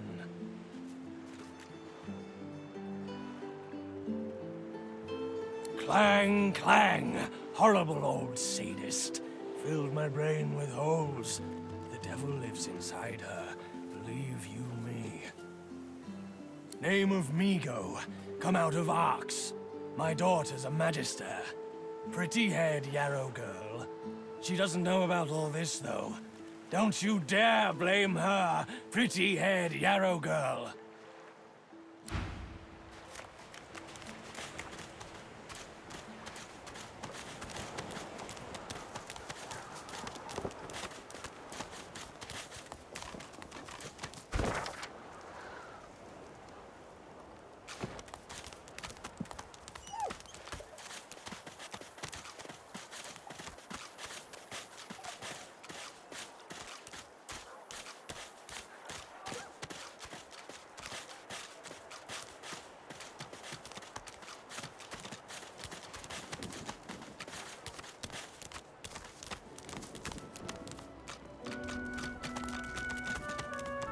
I'll be with you soon, love. Not an attempt, mate. Not if I can bloody help it. Time's up, Your Highness. Let's dance. It's stabbing time.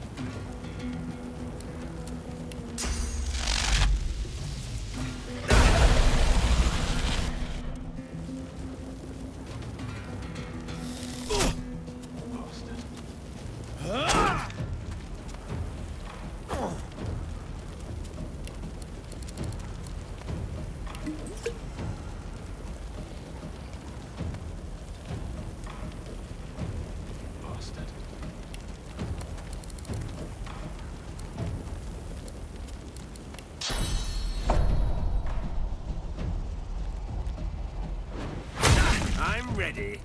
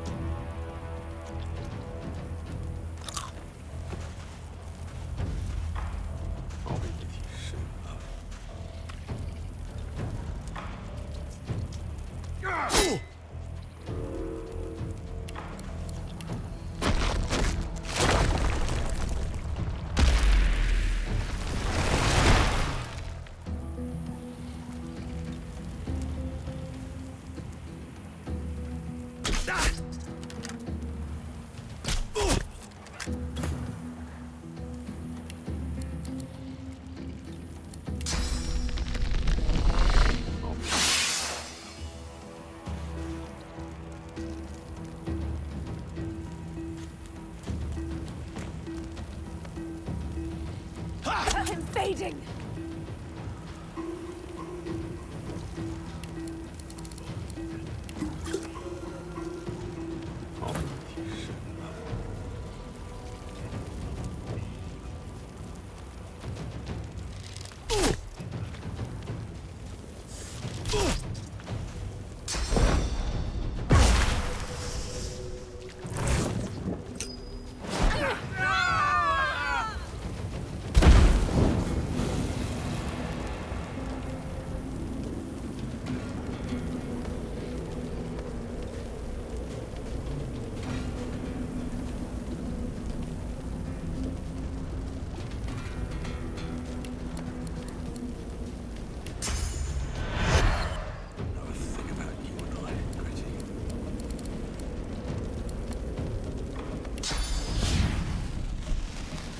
Glory is mine.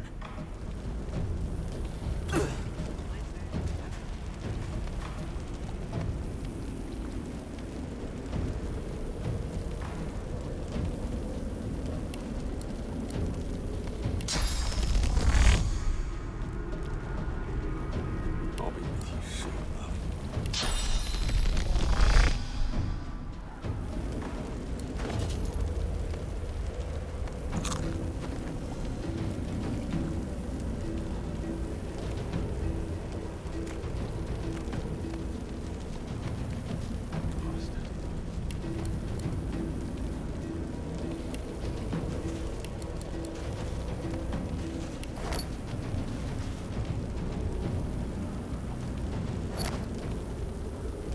I'll be with you soon.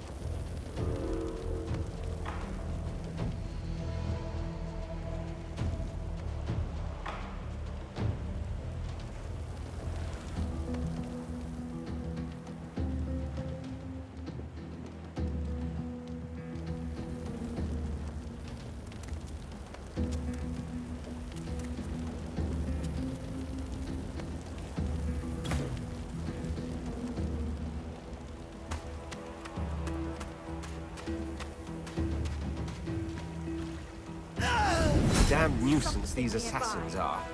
It's their frightful manners I mind the most, really.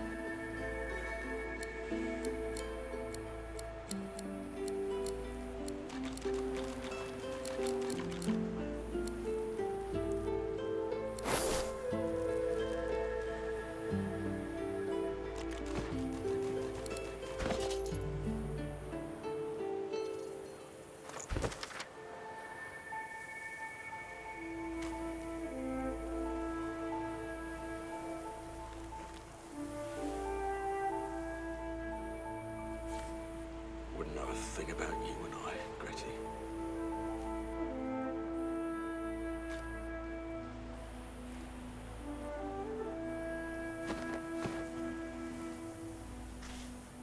Yes? Is it an audience you desire?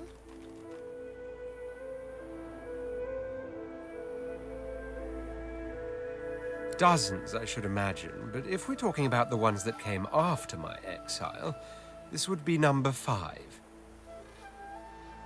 Let them come, I say. Keeps one sharp.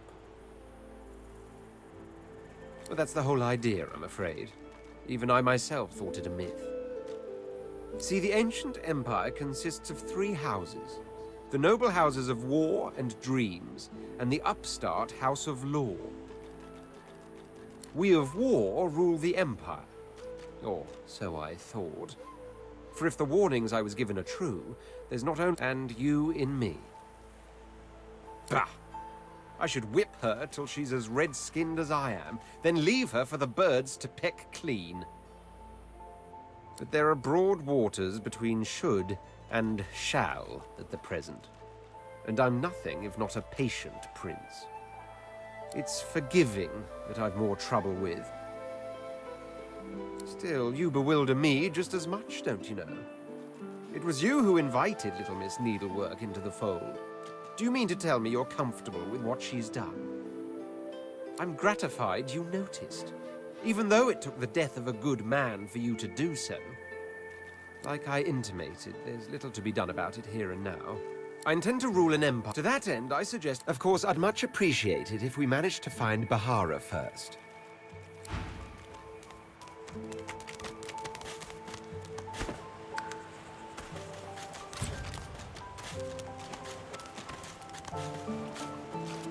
The woman looks out on the gently lapping waves. She seems totally at peace, but as you approach, she turns to you with a cheerful smile.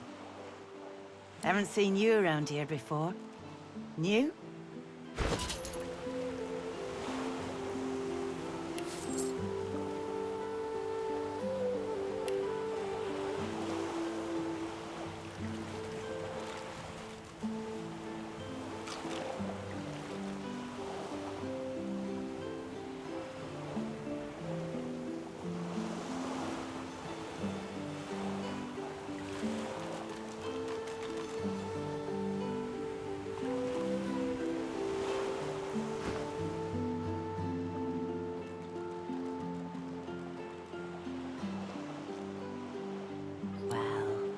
Don't worry too much if you have a hard time settling in. Takes a while to get used to the place. You here alone?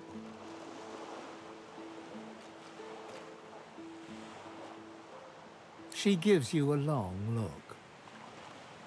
You keep them friends of yours close, eh? Some of us haven't got anyone at all anymore.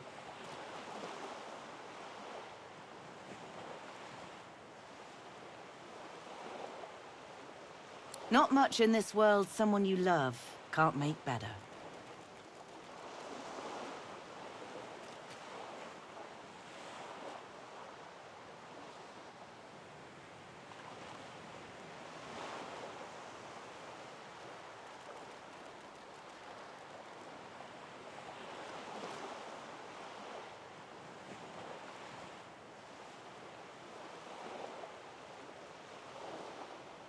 Used to be I had a family, a husband and a little boy.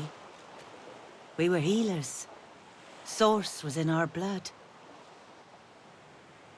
Then they brought us here. I couldn't stop them from taking my boys from me when they did. Reckon they were cured, maybe even released. Don't know why the Reds didn't take me too. Now I'm just waiting for him to call my name. Waiting and remembering. Her eyes sparkle. Kind of you to ask. Stefan, he was my little one. Smart as a whip and no less wicked. And my husband, he was called Felix. He was an expert healer. Could fix a broken bone in a short minute. She talks for some time about birthdays, about Felix's prickly beard, about the skunk Stefan once dragged home for a pet.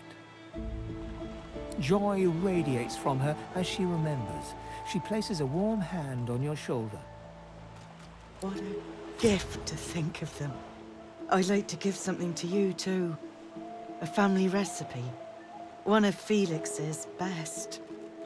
He'd be happy to know it went to such a warm soul. Take care of yourself. You hear? You're a sweet one.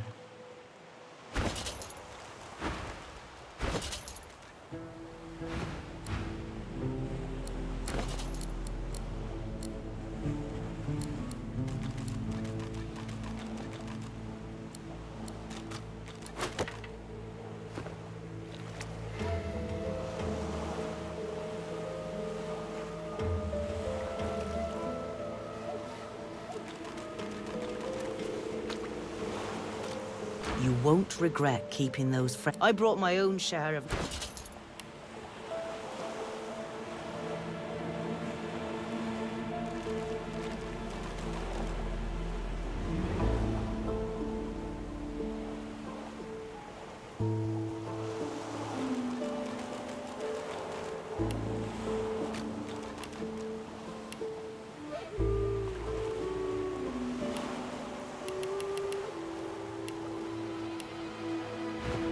I brought my own...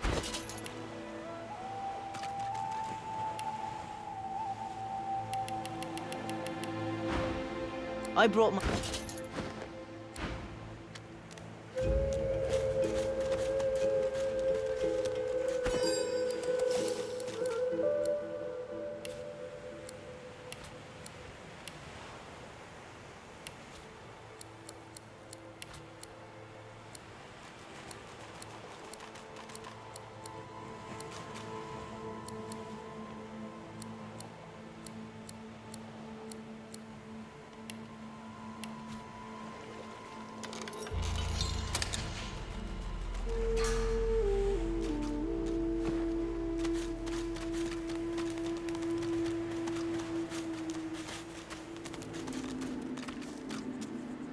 Here you are.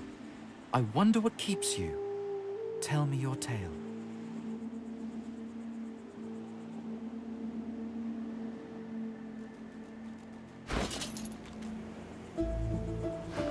Ah, your tongue is not my tongue. Elves speak of here and now, not then and when. These words strike us strangely.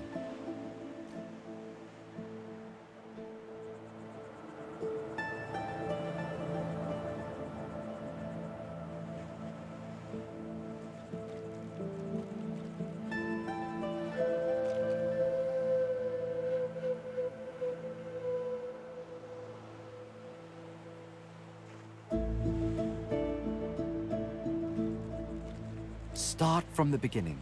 Start from where you come.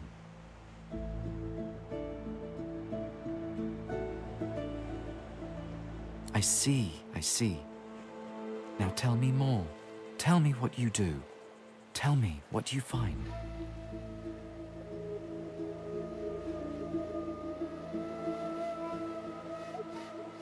I understand. Now tell me how your story ends.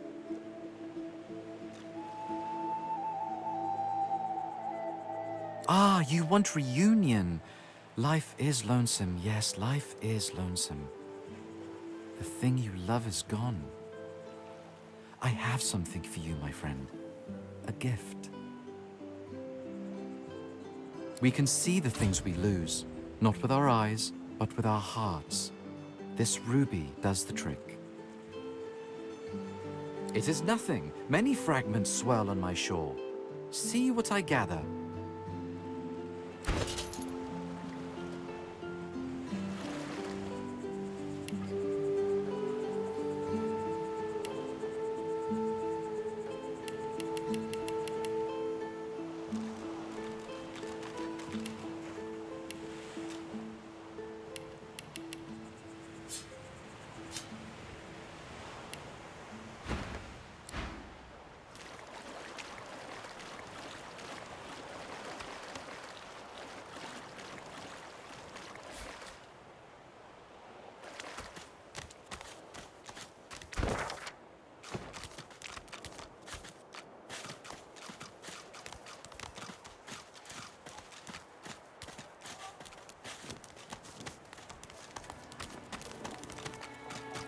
He taps hammer to nail.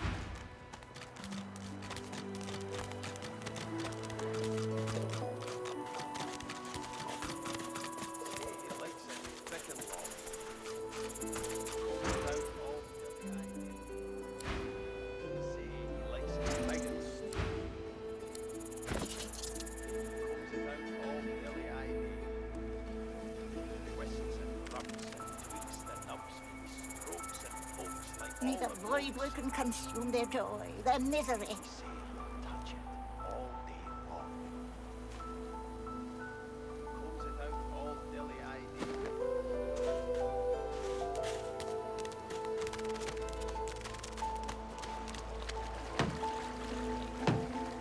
Come on, you stubborn hunk of garbage. The dwarf's fingers clamp around a splintered chunk of wood nailed to the skeleton of an old ship. His whole body strains with the effort of wrenching the plank free, to no avail. Ah!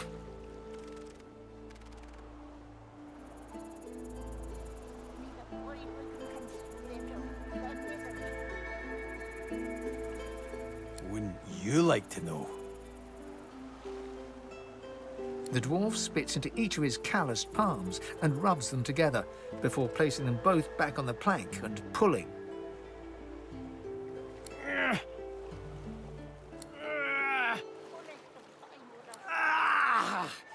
Bleeding nail must be charmed or something.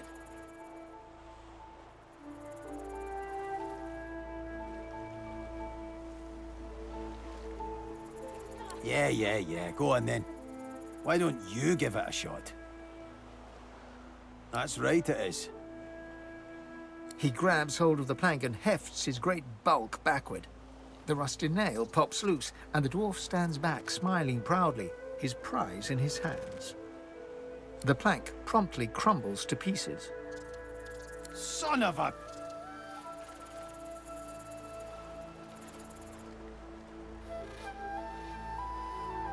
Aye, and so did I. But a feller's got to try, hasn't he? He casts one appraising eye over the planks strewn on the ground and those still nailed to the ship. His brow furrows in calculation. He sucks a finger and holds it up to the wind, testing the breeze.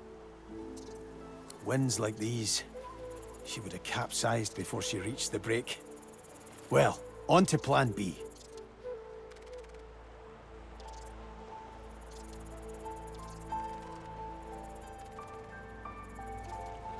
He gives you a wry look, as though deciding whether to trust you. Aye, was planning to build me a raft and paddle off.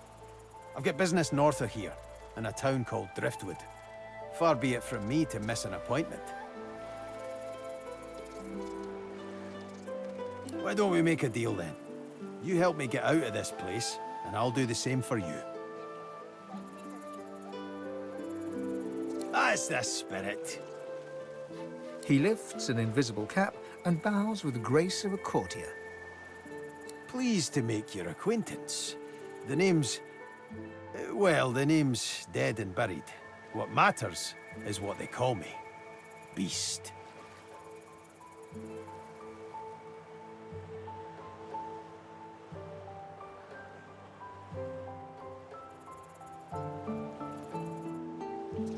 May have been cast out, but you can bet your last heel of breed she wishes she hadn't have.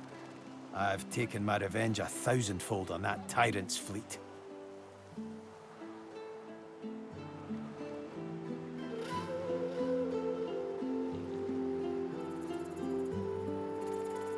I'll tell you when you're older. Anyhow, we're a team now, so the me is not half as important as the us. Let's get down to brass tacks. Fighting, I mean. I've been up and down the realm so often it'd make your cabbage spin, and I picked up a few tricks along the way.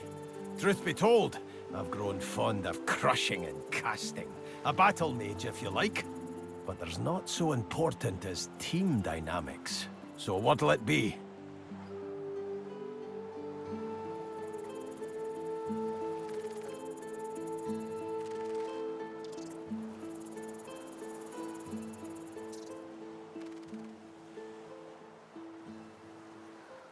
Then it's settled.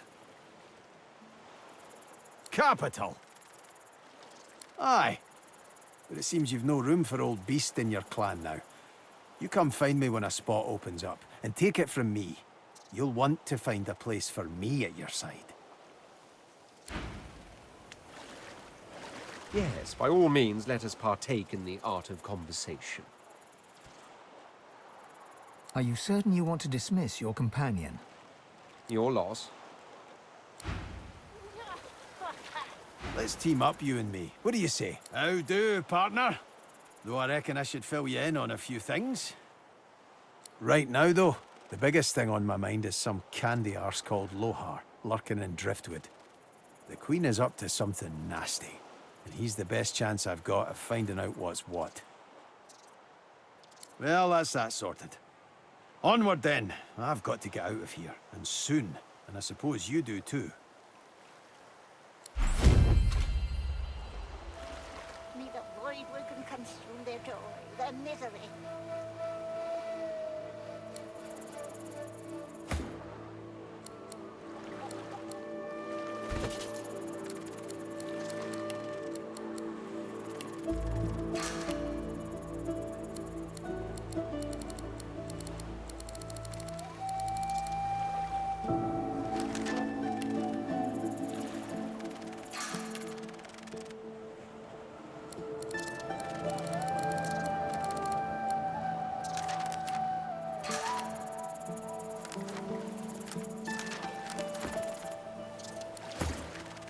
Not drawing many winning cards of late, but I won't be crying over it. Sailed away from my last island prison scot-free. No reason I can't do it again.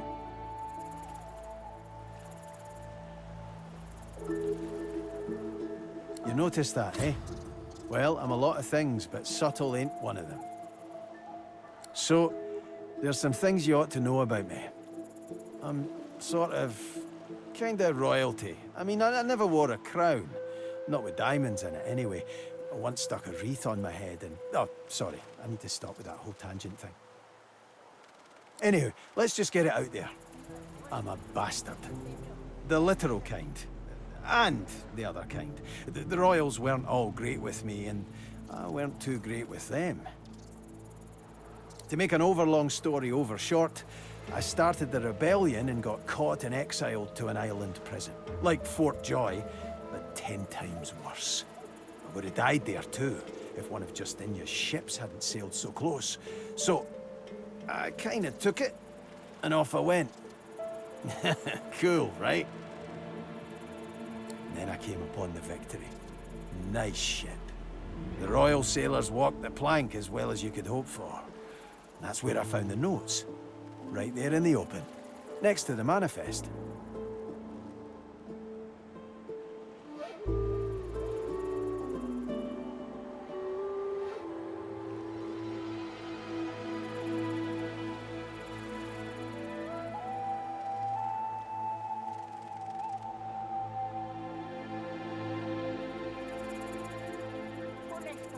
Then I'll be quick. Queen Justinia's ordered some dwarf named Lohar to ambush a ship called the Peacemaker and take its cargo. Whatever's on it, she's using it against the rebels. She calls it Operation Downfall. Pretty ominous, eh? So, yeah, hoping to find this Lohar fellow and stop the Operation Downfall thing. And there you have it. Tangent-free. Mostly. Well, not mostly. A little. Okay, not at all. I'm no people person, but I've had a run-in or two with magisters before, and let me tell you, most of them couldn't pour water out of a boot. One way or another we'll slip past them. Just keep your head to the ground. You'll get more than an earful of dirt, I promise.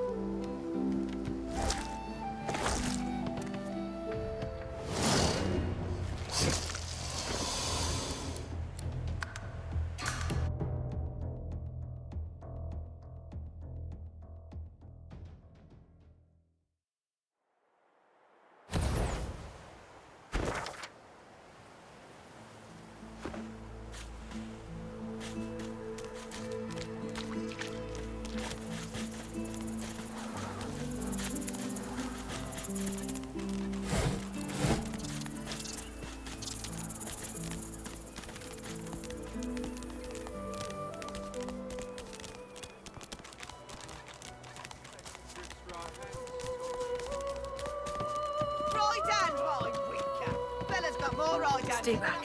Stay back. That's it. I call court. Pay up.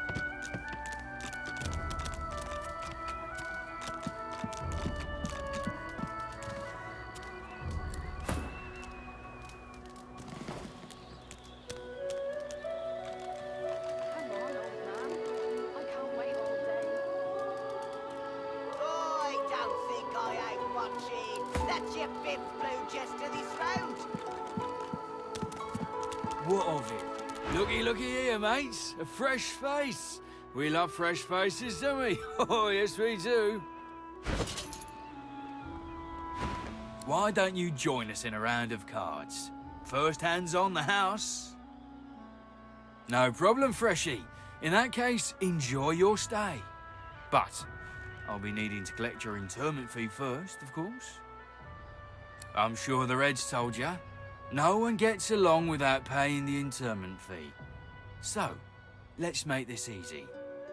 Empty your pockets.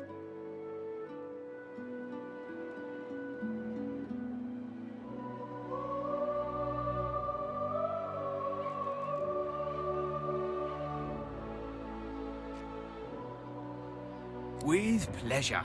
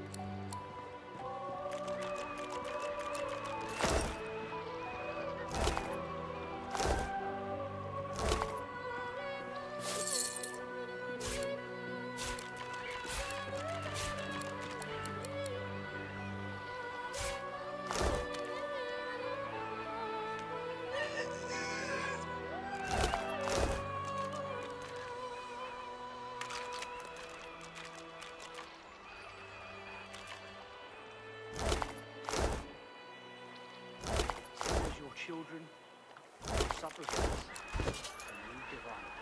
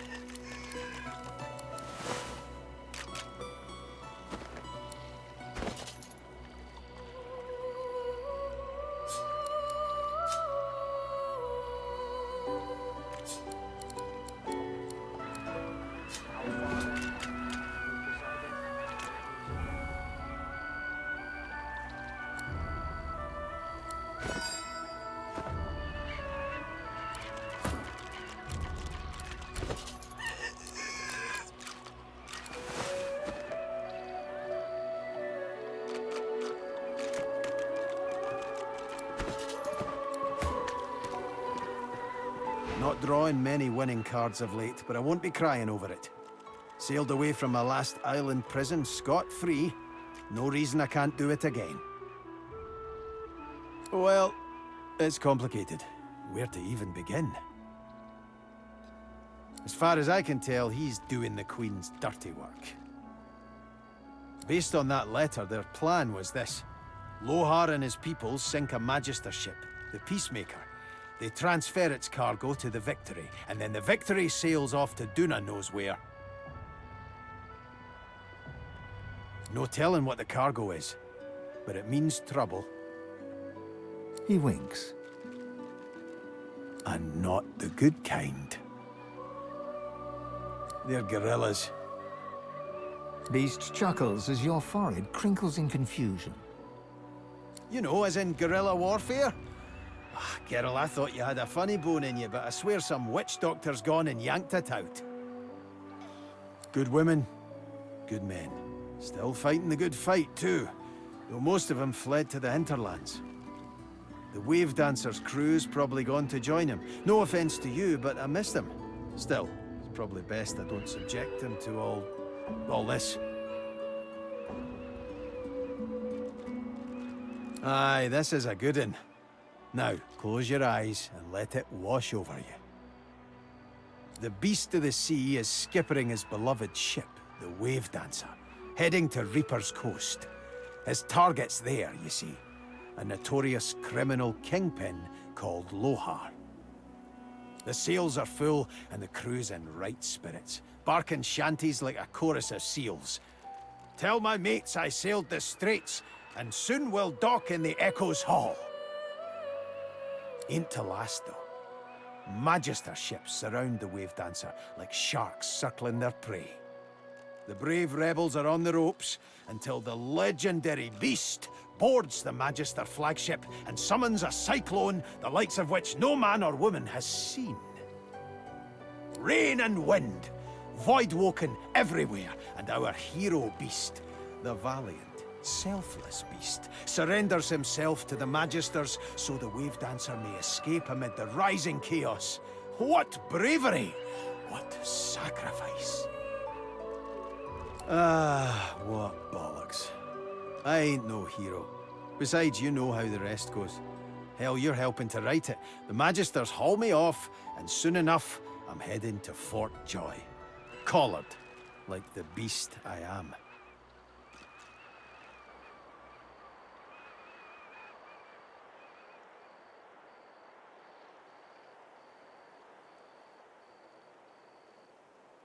Ah, you're making me blush.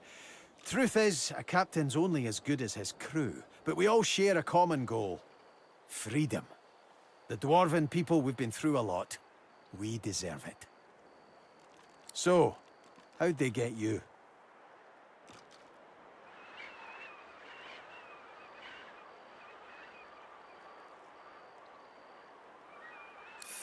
This time it's us. Sorcerers, I mean. Next time it'll be them. You wait and see. Justice has a way of doing the old rounds. As for me... He runs a hand slowly down the plaits of his beard, smiling sumptuously. I don't plan to spend a moment longer here than is strictly necessary. Power, plain and simple. It's like this.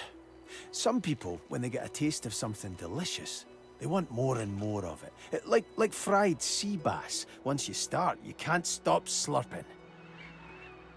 Justinia got a taste of that power the first time she threw a mouthy jester into the dungeon at the urging of her advisor, just because he pointed out her, rotundness. That's a word, right? That's where it started. And it still ain't finished.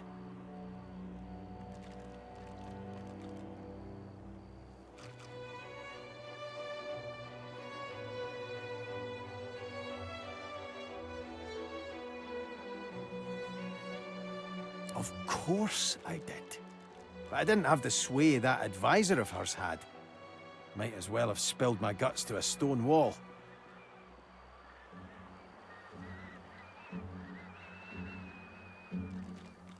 Amazing how quick things changed. When I was a lad, Laura would invite lizard dignitaries, elven seers, folk like that. Big fish from other ponds. Now, a lizard don't dare step foot in the kingdom, lest some sword-loving royalist scrape off his scales.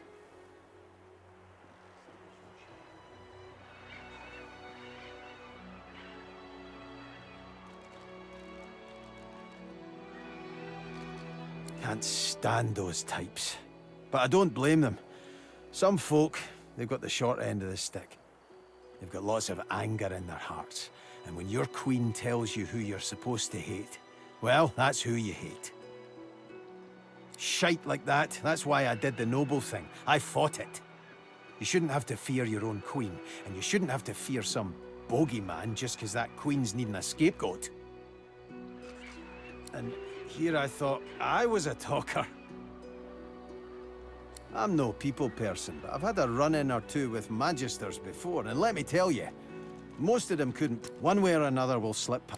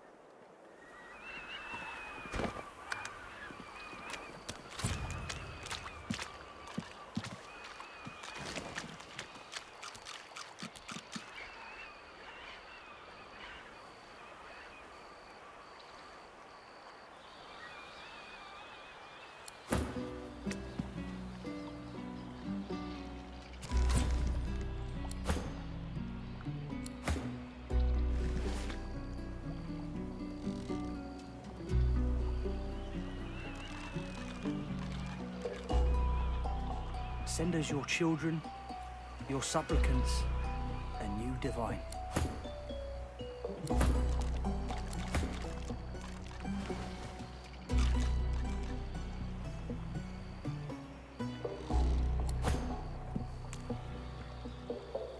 A moment's pause. I had thought us too wicked for rest. My. I did get you all worked up, didn't I? Afraid you won't be able to sleep tonight? She pulls her hand away, quickly and violently, as if bitten by a snake.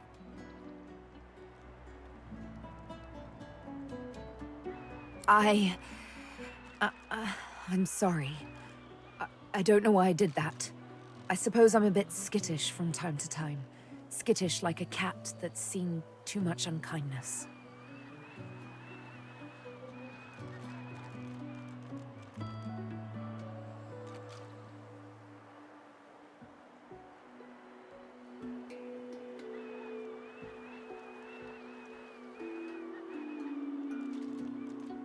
You see, there's triplets in my mind. The woman I am, the woman I must be, the woman I long to be.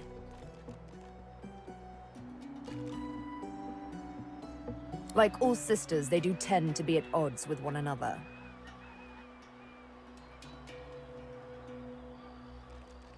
From time to precious time.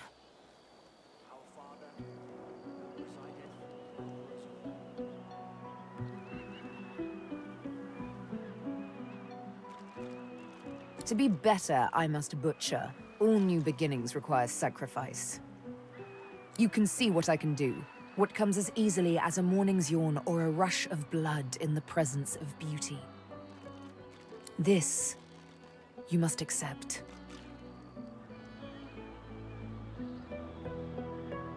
Be torn if you must. I'll soon stitch you back together. Escape. Once I've talked to Griff.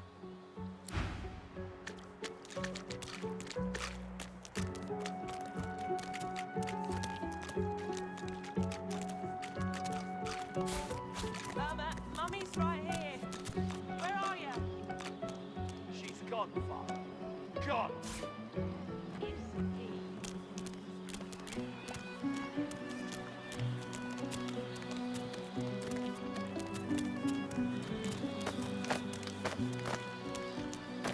Greetings, child.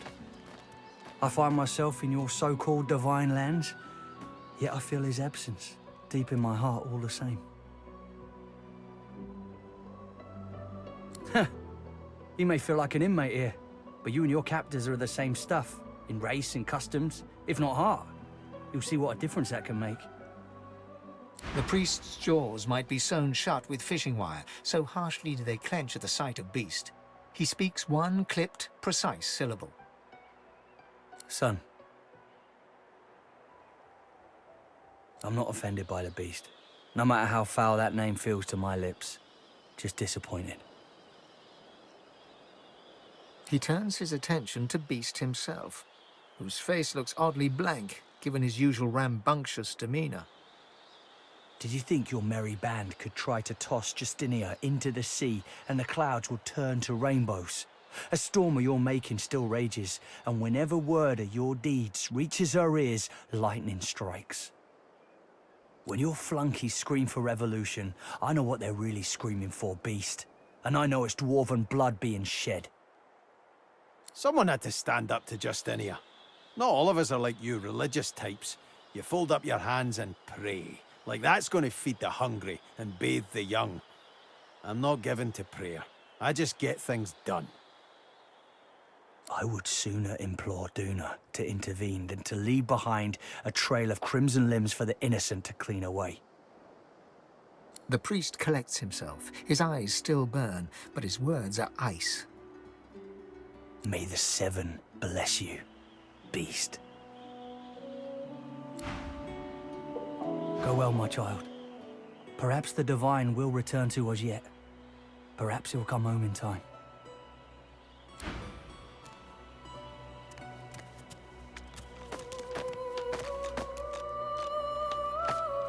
Our Father, who presideth over us. You there? I'm looking for an inmate. He wears a large bronze ring with a dragon stamped into it. Name of Migo. Have you seen him?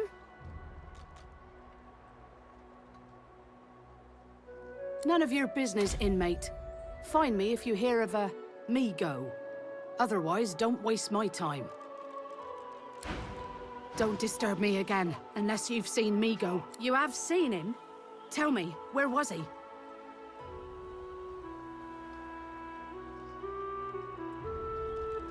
And you're very sure it was him?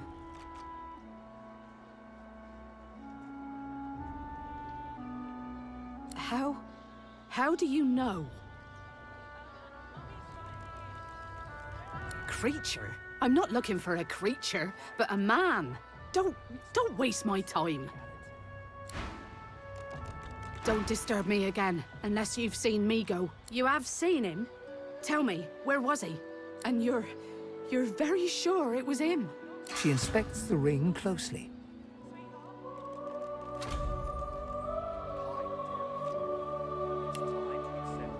This can't be. You said he was upon the beach, yes? I need to have a look myself. This simply can't be.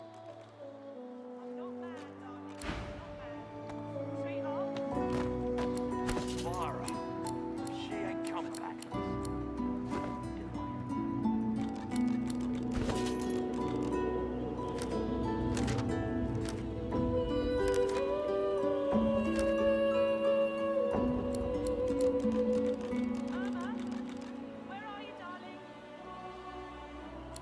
She's gone, Father. Gone.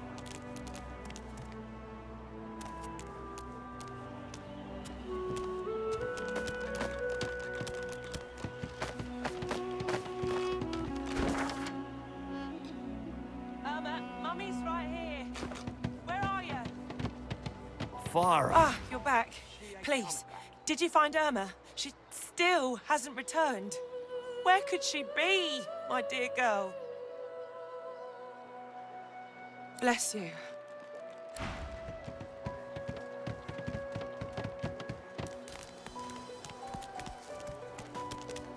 Change your mind about my offer yet? You're lost.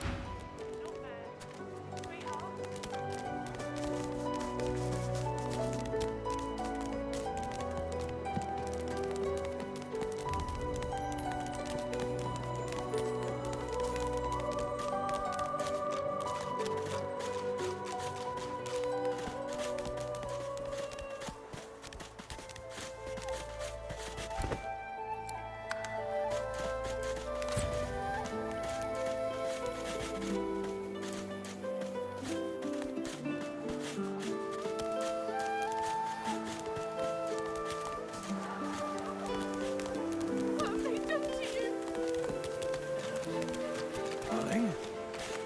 Yarrow girl? It was her. Is that really you? Little Yarrow girl. Grown up, flower-headed girl. What have they done?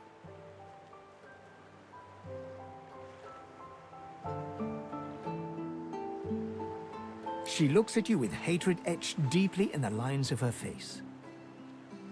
I didn't want any of this.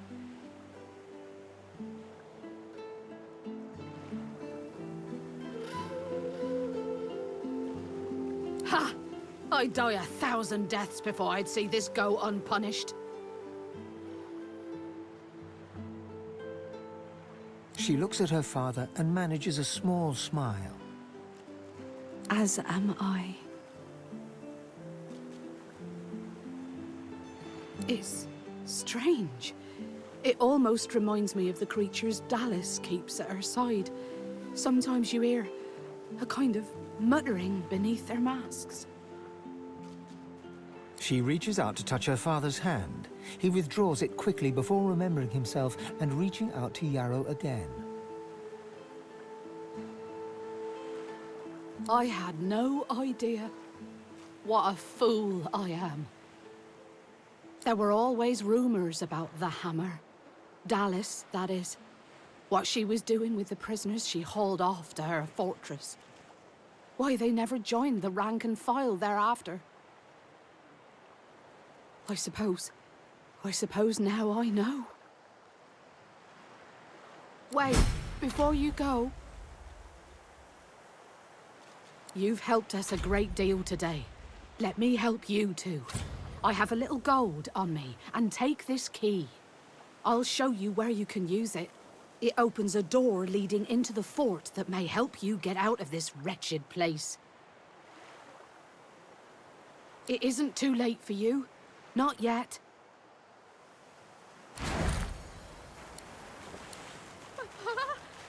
What's happened? What have they done to you? Darling? Yarrow girl?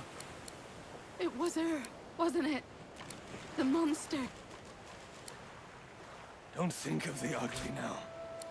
Here I am, here you are. Here we are.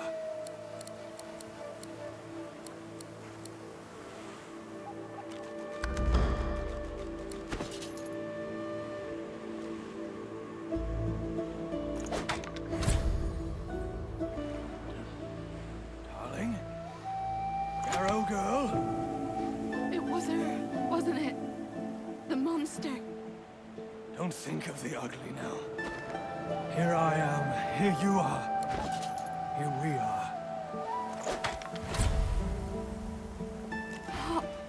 What did she do to you? Can you remember? Worms, darling. Worms in my head. Really writhing, crawling about. I'm not myself, Yarrow girl. I'm sorry, darling. Don't you dare apologize. This is not your fault. Yarrow and Migo talk between each other in low whispers.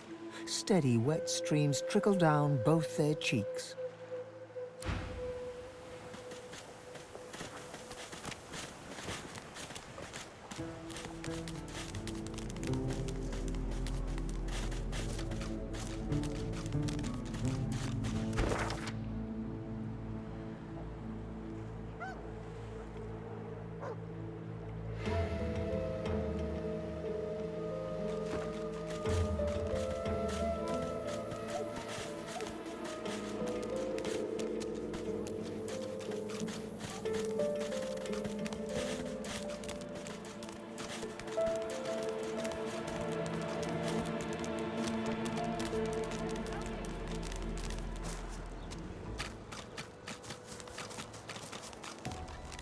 An elf, caked in mud and blood, looks up at you from the bottom of the cage. He holds his shoulder at a strange angle. Despite his condition, he appears eager for your attention. You believe what he says? That I am a thief? Don't tell anyone where you got this, eh? Perceptive. Like most men behind bars, I'm innocent. Like most of us here on the island, in fact. Aren't you like me, looking for a way out? I do. I prepare it myself. One only has to follow the path. But you guess I need something too.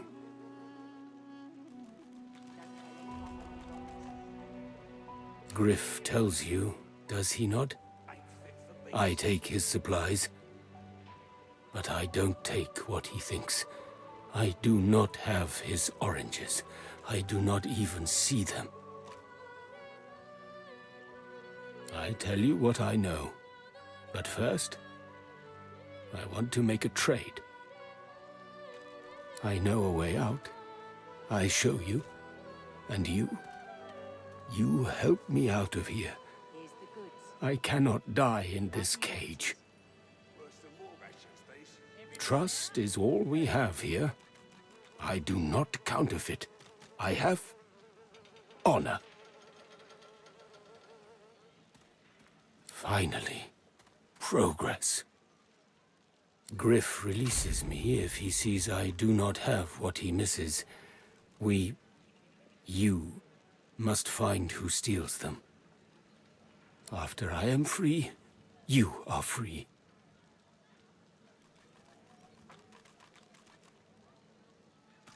I intend no harm. I want only some provisions. A bit of bread, a potato or two. Nothing Griff should be loath to give. I need to escape, and I have people to consider. You understand? Griff is a powerful man. Power is mysterious, in case you haven't noticed. I see no one. In fact, I only hear the sound of Griff clearing his throat. You know how he does? Like so. For some time, I think Griff takes his own supplies.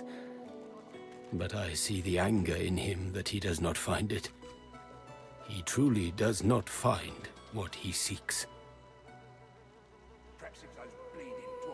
Thank you. And hurry. Please.